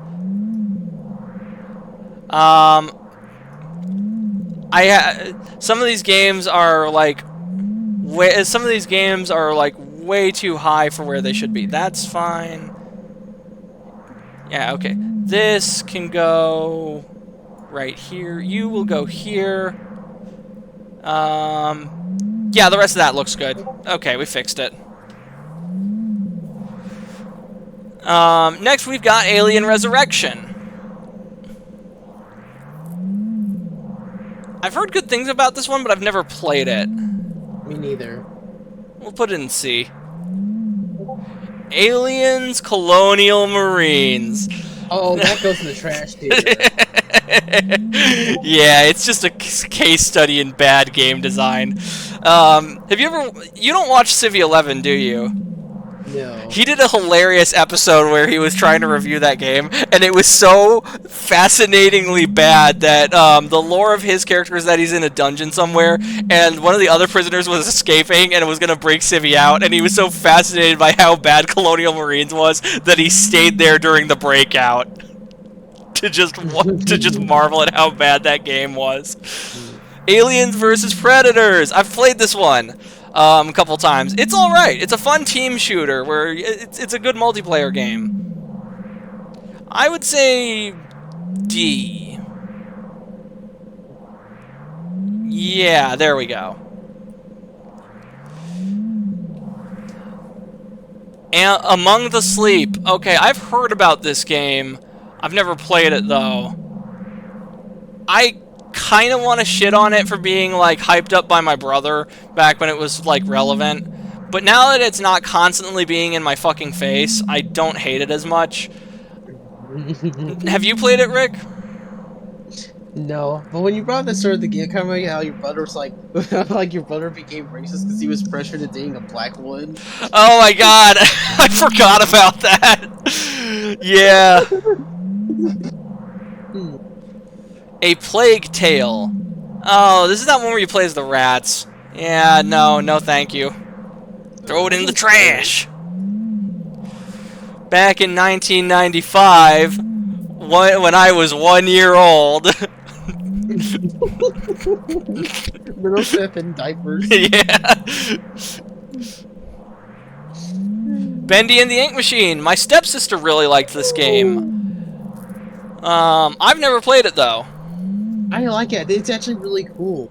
Oh, really? Think like Mickey Mouse, but like a horror twist. Yeah, I've heard Like that. old school I've heard that concept before. There are a lot of creepypastas. Come to think of it, I wonder if this game was inspired by those creepypastas. Because this game came out in what, like 2015, right? Yeah, around there. Most of the Disney creepypastas were in the heyday were like 2011 to 2014. So I bet this game was inspired by those. So that's kind of cool. Probably. Actually, Do we put this in the B or the C tier? Honestly, put it B tier. All right. B for bending. How Yeah. high in the B tier? I would say like maybe like a mid to low B though, just to maybe good. Right around there. Yeah, right there. That's good. Next, we've got BioShock 1. This game kicks ass. Yeah. I've embarrassed to say, well, I've played BioShock on several occasions. I've played BioShock 1 on several occasions, and I've gotten lost in that game. And that game is mostly hallways. What? How do you get lost in a game that's fucking hallways? I don't know. I just do. It's literally straight fucking lines. How is that hard? I don't know. I just do, because I'm an idiot. Sometimes I'm an idiot. Yay, BioShock! One of my if not my favorite game from the Xbox 360. Bloodborne. Oh man, this game is fucking cool. I really wish it was on PC. I am furious that it is not. Oh yeah, Bloodborne's pretty good. Oh wait, I just forgot. Alucard was in the chat. Did we say hello? Oh no! Control's another good game from Alan Wake universe. Oh, cool. I didn't know that those games were related. They were? Wow, I would not have suspected that. Next we've got Blood Will Tell. Never played it. Blue Stinger. Never played it. Call of Cthulhu. This game pisses me off.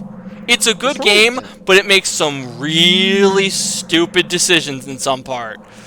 There's a scene where you get heckled by an old man who's frenzied and has an axe. You can choose to take the axe from him. And you do. If you succeed your role, you take the axe from him. To immediately give it back. What? Yeah. This game, it's like, you know, come to think of it, this is going next to, oh god, what is it?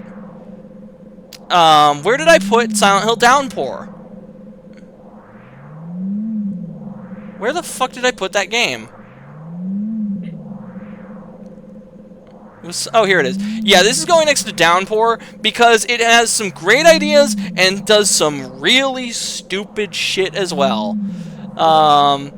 That's another game you can expect to see on Spooktober Spectacular in a future year when I have more time available. Wait, somebody made a video game of Carrie? Really? That I did not expect. That How do you even play that? What? Do you I don't just, know. Like, you just like kill everyone with like your magic psycho powers? Just Maybe. blow their heads? She has fangs on that though, so that's different. Oh, Dante's Inferno. We'll get to that later. Castlevania Curse of Darkness. Okay, the anime is great. The game is actually pretty fucking mid. This is a D-tier Castlevania game. Lament of Innocence, I'm going to be a bit more generous to because the story in that is actually even better than that of Curse of Darkness. And on top of that, Leon actually is way more of an interesting character than Hector. Also, they race flipped Isaac from a ginger because I don't know why. Why would you race with a ginger in a fucking cartoon? Like, I get it, a live action is one thing, but then doing it in animated properties, that's kind of stupid. I'm really I mean, there is one possibility. Have you ever noticed that gingers are that ginger is spelled with the same letters as a certain gamer word? Oh. Oh, fucking Lords of Shadow. Wait, is that the one where like you go in the future as like Dracula? Yeah, that's Lords of Shadow 2. Garbage. Lords of Shadow 1, also garbage. Fuck this entire series. I hate it for the same reason that I hate Castlevania with Sonia Belmont. I can't remember what the name of it is, the stupid subtitle. I hate it. I fucking hate these games because they made the Belmonts relatives of and descendants of Dracula. No, fuck you. You don't get to do that.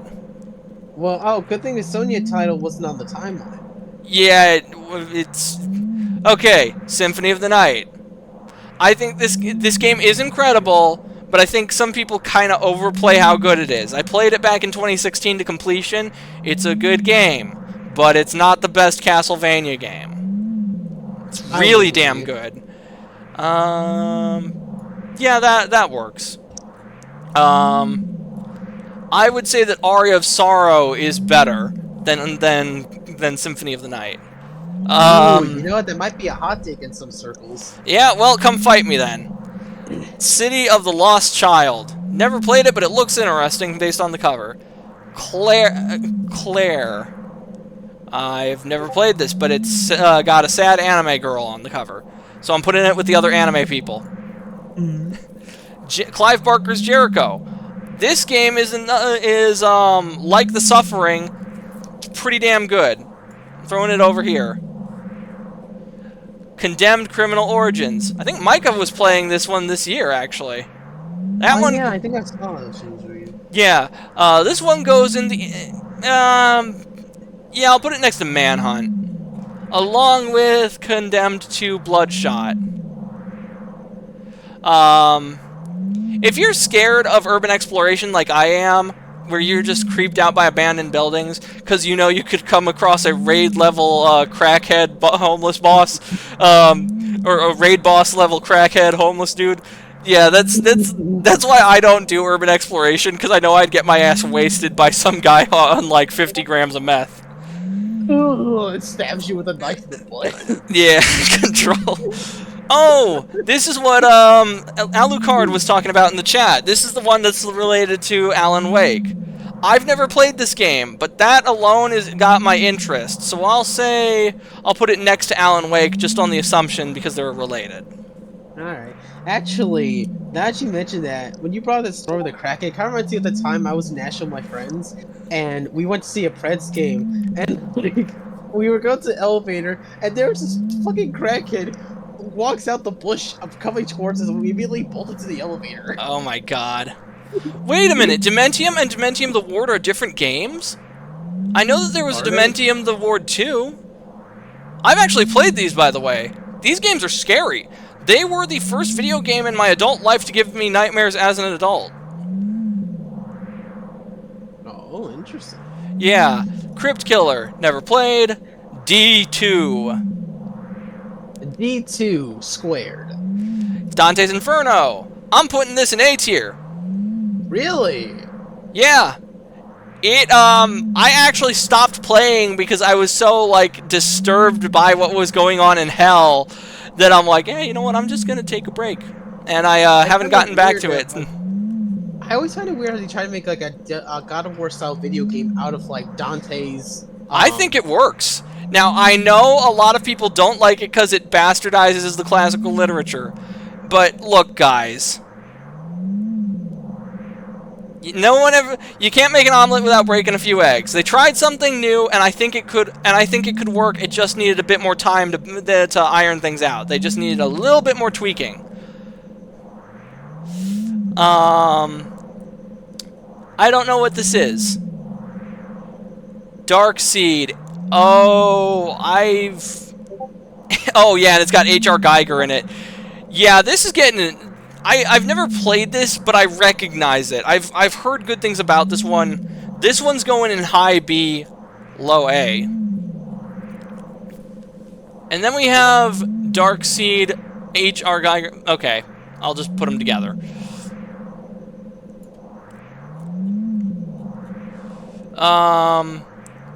Dark Tau. Never played it. Days Gone. Never played it. Dead You know what's Island. so- wait, time. Hold up. Before I sort of share with Days Gone, I have a hilarious story to share. Oh? So, so basically, what ended up happening was that game didn't do very well because people didn't care for it. And then basically, Bend Studio got relegated to like a support studio for Naughty Dog, and they're like, "Oh, I wish we could make our own stuff, but nobody wants to buy. You're all a bunch of jerks." And I go, "Well, maybe you should make a more interesting game, and also don't be an ass to your consumers." Nice. Dead Island. This game's pretty good. I think it was a little bit overhyped when it came out, but it's a solid B. Dead Island Riptide. Nuked.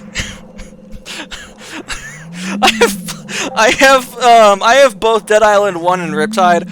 I played Riptide with my friends, and Nuked has become an inside joke among us just because of the delivery of that line. Yeah, they both go around there. Deadly Premonition. I have this game, and the PC port is frustrating because that game only displays in windowed mode, and it's a tiny ass window too. Like, you know what? I'm on display. I'm on screen share right now. I'm going to boot up Deadly Premonition and show you what fucking happens. Oh, okay. Play away. I guess. This game is it's like I got this as a present from my dad, and I feel bad. I feel bad because of not playing it, but it's just like because the game sounds incredibly interesting. The way my dad described it, but it's like, okay, come on, game, work with me here. What was that like? Windows 95 UI for the loader? Yes. Oh, jeez. It's the setup wizard. They haven't really done... Things haven't updated in that for years. When did this come out? Like 1997? It was made for PS5, or no, PS. It was made for PS3, my dude.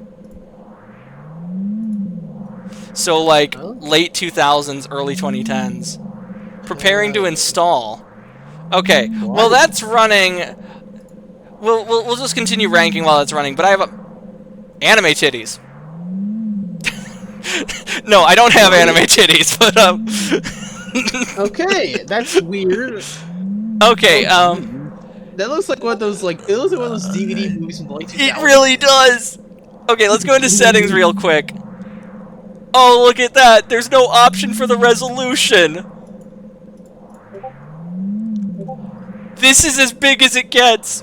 Wait, did they fix it? Oh my god, did they actually fix the game? Okay, I take it back. I take it all back. They fixed the game. It displays on the full monitor now. I love this. That was my biggest frustration. Because when I first played this game, that launcher that you guys saw, that was as big as I could see. It would just... Oh, okay. I'm gonna tab out and I'll play this game later. That's also happening on Spooktober in a later year, I guess. Yeah, okay, I take it back. Deadly Premonition can stay. You go to B, now that they fixed their shit. Anime titties. More of them? Well, it's the same one. We just got sidetracked by Deadly Premonition not being shit. Dead Rising 2. I love the Dead Rising games, but it frustrates me to no end that there's that stupid time limit on your playthrough. I hate those fucking grand countdown games where every second of your game is counting down to a finite timer. Oh, that's annoying. Yeah. Oh, is that the one with Chuck? I think so. Yeah. It's good. He's still more interesting than the protagonist for 3. Because I mean, he's... Oh yeah. Yeah, Dead Rising 3 was my introduction to the series, and it's okay, but it's worse than 2 in every way. Dead Rising 4. Never played it. I heard it was terrible. Really? Okay. Yeah. People hated that one. Warden 3, actually. Dead Rising 1. No, Dead Rising 1 is a classic. Yeah, you can't go wrong with this one. That's going into the A tier. Although it's still a low A because of that stupid timer. Deathmark. Never played it. Dementium. Like I said, these games gave me nightmares as a 25-year-old man. Yeah. These games are... man pits his pants. I wouldn't go that far, but yeah. A grown man having nightmares about a video game. That's impressive. You get the A tier for that alone. Dementium the Ward was originally released on the 3DS, or no, on the DS. It got a 3DS remake, and it also got a sequel. I don't know if the sequel... I think the sequel also got a 3DS port. Unfortunately, its control scheme is entirely dependent on the stylus and touchscreen, so we're not emulating this. It'd be fucking impossible. I mean, you can do it with a mouse as your stylus. That is an option. It's just not. It's not the same. Devil May Cry.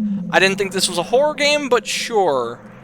I know a lot of people like this game, and the people that like it really like it. I think it's okay. It's not really for me.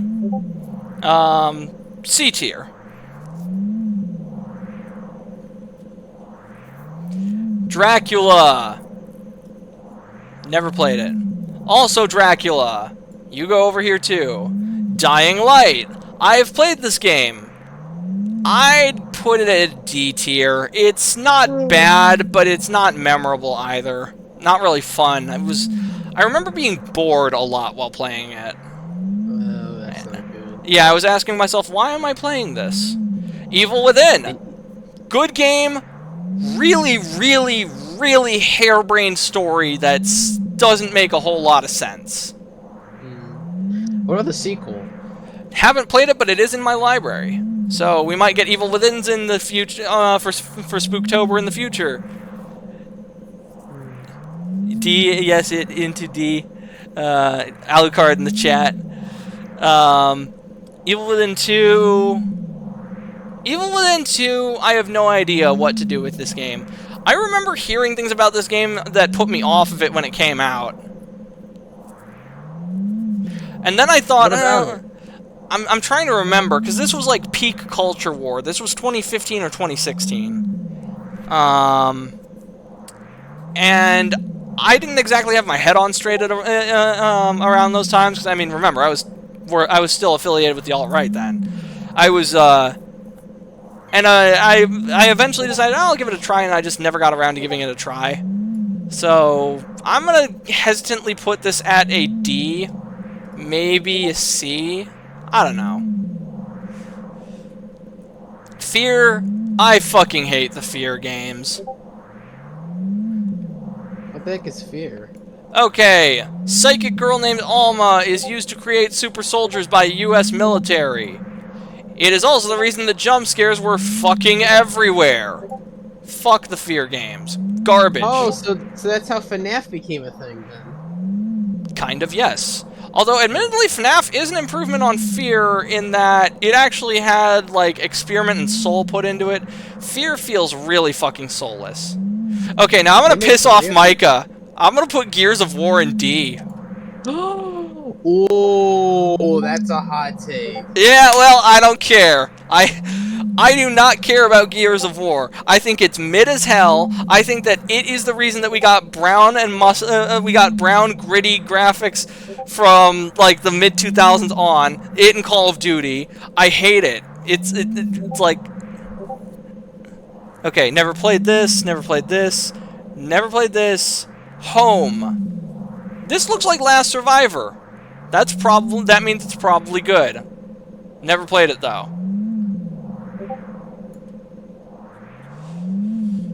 Home Sweet Home. I think this is like a remake of just regular Sweet Home, but I could be mistaken. I've never played either, so House of the Dead Overkill on Wii. Okay, so a modern House of the Dead for the Wii? I'd play that. Because I was laughing my ass off at 2 and 3 earlier, as you saw, so yeah. We'll put this in B tier. Hungry Ghosts. Well, that does look like a very imposing Grim Reaper. Never played it, though. Hunter the Reckoning. Never played it. Hunter the Reckoning 2 and 3. Never played it. I'll Bleed. Okay, I got confused by I tried to play this. I actually have it saved in my handheld emulator. And I was very confused. I was walking around a hub world and I couldn't figure out how to get into the levels. That's bad game design. Still, I've heard good things about it, so I'll compromise and put it at C. Land of the Dead, Road to Fiddler's Green. Oh, yeah, this is a shit post of a game right here. It's bad quality, it's jank, but I actually like the story. The guy you play as leaves his house and gets called on various missions, and it ends with him living in the tower in the movie Land of the Dead. Have you seen that movie? I have not. It stars John Leguizamo and Dennis Hopper. Dennis Hopper owns this tower, kind of like Tenpenny Tower from Fallout 3, and John Leguizamo wants to live in the tower and give the snooty fucks that live there a bloody nose, essentially, for being stuck-up bastards. It's an alright zombie flick. I could not in good conscience put this above D. It's got enough jank in it that it's entertaining, so it stays out of garbage, but it can't go any higher than that. Fair. Last of Us. Okay, you know what? I'm gonna say C. Okay. That's probably a nuclear level take right there, but I've played Last of Us, and while it's infinitely better than Last of Us 2, I think that the game's slightly overhyped. Yeah, I think it kind of plays like Uncharted, but slow. And I'd rather play Uncharted, to be honest. Yeah, I've played Uncharted, actually, and Uncharted's pretty fun. Assuming that you play it on easy. The gameplay just turns into a slog if you play on normal or hard. I mean, normal was okay. No, I was fine normal for the fun. The only one that gave me trouble in normal was like Uncharted 3. Oh, well, that's my problem. I was playing Uncharted 3. That's the hardest one in the series. That's actually my least favorite because how okay. hard it was. Left 4 Dead 2 is going into the coveted S tier. I love this game. I have it on my computer. The fun you can have with modding it and with friends, it's a blast. Left 4 Dead. Good game, but it's completely outmoded by the existence of Left 4 Dead 2. So it gets low A tier. Because if it's the Valve trope of never building a third game. Yeah. Little Nightmares. Putting it next to Among the Sleep, where I heard good things about it, but everyone was talking it up, overexposed. Lollipop Chainsaw. Fun fact: the protagonist of this game is voiced by the same VA that did Twilight Sparkle and Friendship is Magic, and you will never be able to unknow that. I don't even watch the pony stuff, so I wouldn't. Yeah, I realized that, and I'm like, wait, what? Because I saw the video game. I saw a Let's Play of the video game around the time I was watching the show, and I was like, wait a minute, I know this voice. And then I had that realization, I'm like, what in the fuck what happened here? How did this happen? Oh, is that the girl whose boyfriend becomes a zombie and she keeps his head or something? Yep, that's the one. It's schlock, but it's intentional schlock that you're supposed to laugh at. I'd say B. Right around here. No wonder Brony's like that game. Yeah. Lone Survivor. I actually have this in my library. I've heard great things about this. My dad has this game. He's just not played it. I need to play this. I really need to fucking get around to playing this. Oh, you know what? So in C.S. Lewis's book, The Great Divorce, C.S. Lewis is having a talk with with George MacDonald, and there's a part where they actually are talking about, like, you know that person who has like hundreds of first edition books in their library and never gets around to reading them, and I'm like, fuck, that's me. Dude, that's me. There's actual books I've been to read, but I've been slacking. Like right now, I started reading Crisis on Infinite Earths. I'm like a quarter of the way through the story, but I've not got around to finishing it. Yeah, it's one thing I when you want get to, made though. fun of by a video game for having a gargantuan game backlog. It's another when your theology textbook is calling you out. I'm like when I got to that part of the audiobook, I'm like, shit. Luigi's Mansion Dark Moon. This game sucks. It frustrates me how off the mark it was. It's going into the lowest of the D tier. I love Luigi's Mansion 1, but this game failed on every metric to live up to Luigi's Mansion 1 and improve on the formula. If anything, they just made it worse. Last of Us is overhyped. I honestly don't care for it, especially when it's thrown in my face as the greatest gift to mankind. Yeah, no, see, that game, the game that gets that designation is Deus Ex 1. Luigi's Mansion 3. Okay, it's better than 2, but it's still not as good as 1. So I'll throw it in high C. Actually, did you hear that, like, Dark Moon is getting, like, a Switch port? Well, okay, but why don't we get, like... Are we gonna... You know what they need? They just need a Luigi's Mansion collection for Switch at this point. Luigi's Mansion 1, S tier. This game is... I adore this game. I played it for Spooktober Spectacular 2022. I might actually do it again in the future. It's one of the few games where you might get a repeat stream. Now, in my classic. Yeah, and it's easy to beat. You can beat it in like 3 hours. I could probably speed run Luigi's Mansion for 100%. I might do that. I don't know. Evil Prophecy. Interesting cover, interesting name. Never played it. Metro 2033. This I have in my library. It's all right. I'd actually say it's better than Gears of War. Yeah, let's put it around here. I played the Flood playlist for Halo MCC. I'm not familiar with that. Okay, all the Metro games go at around the same spot, I would say. So... Oh, hold up. Yeah, there we go.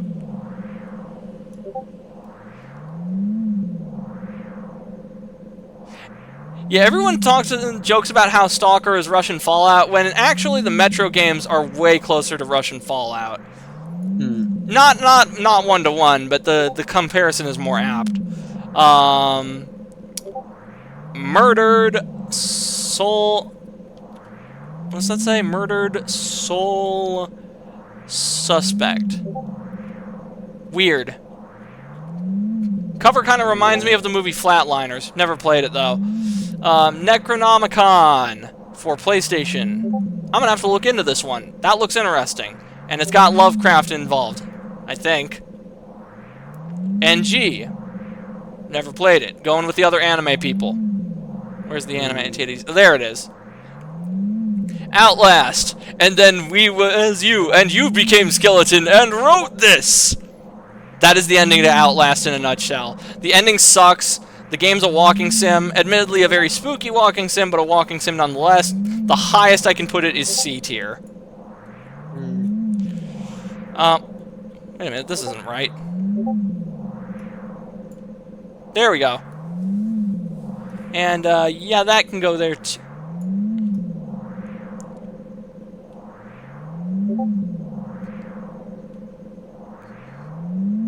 Yeah, there we go. Next we have Prey. I've heard good things about these games, but I've never played them. Quake. Never played Quake.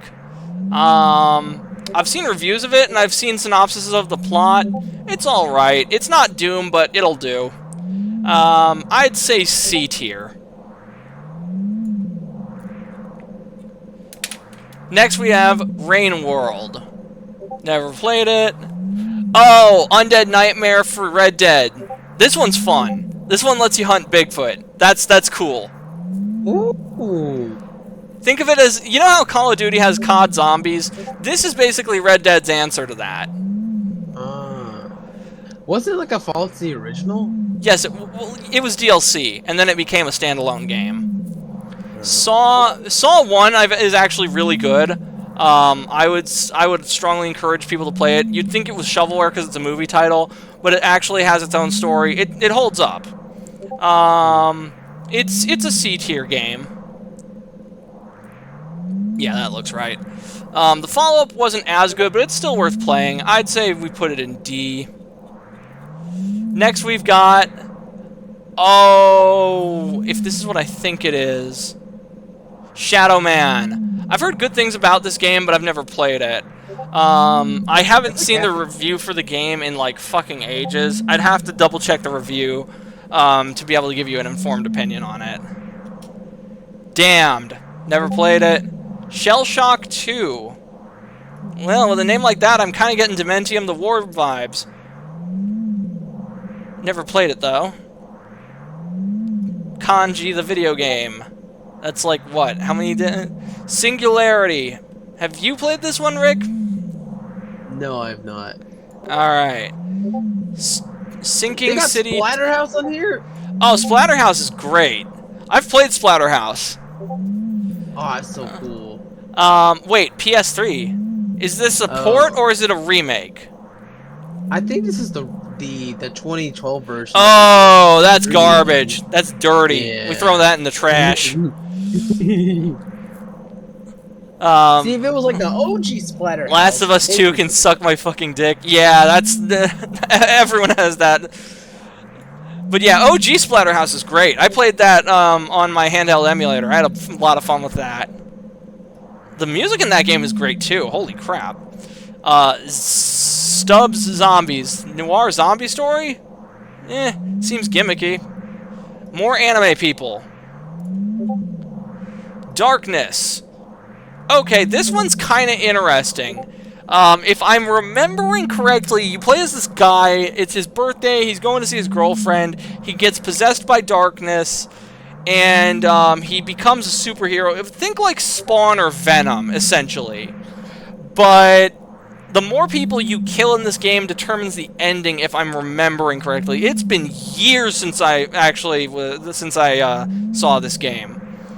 Not great, but not awful either. Are you like supposed to kill people, or is that a bad thing?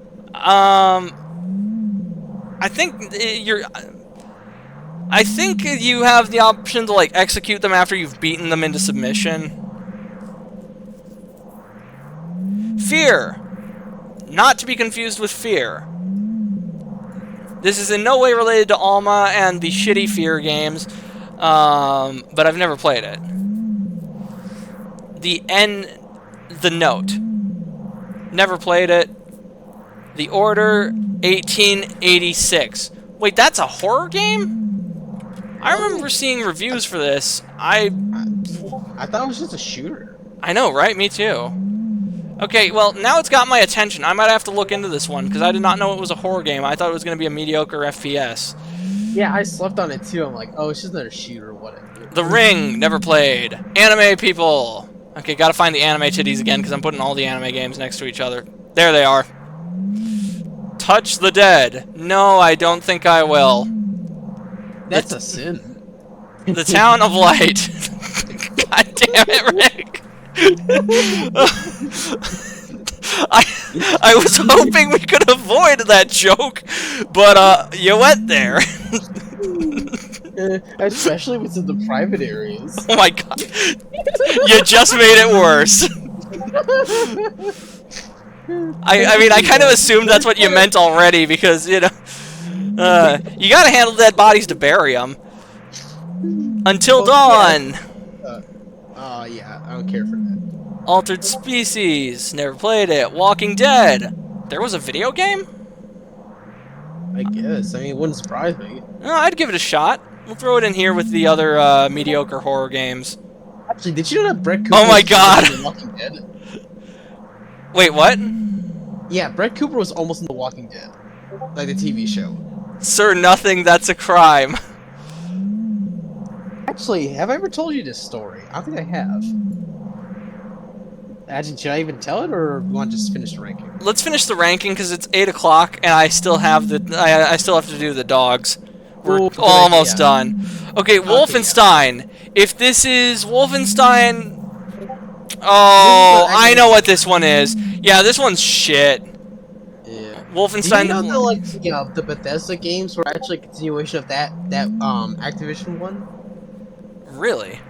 Yeah, which is weird because the ones Bethesda, they were really good, and like that one wasn't. Anime guy in the chat, yeah, Walking Dead is an adventure game. It's kind of mid.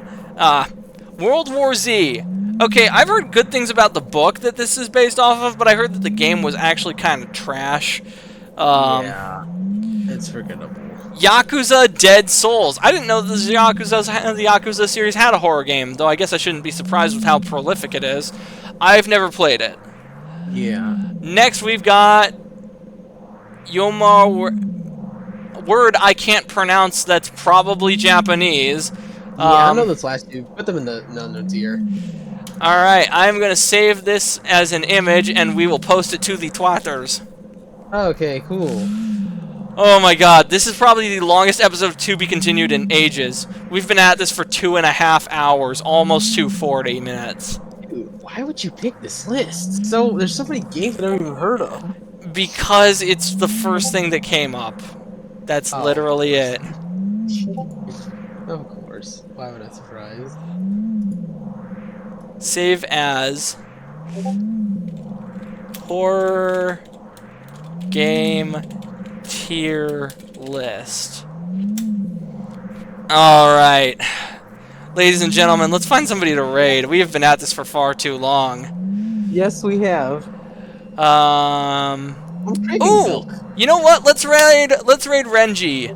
He is playing some Pokemon Infinite Fusion right now, and our raid message is going to be send in the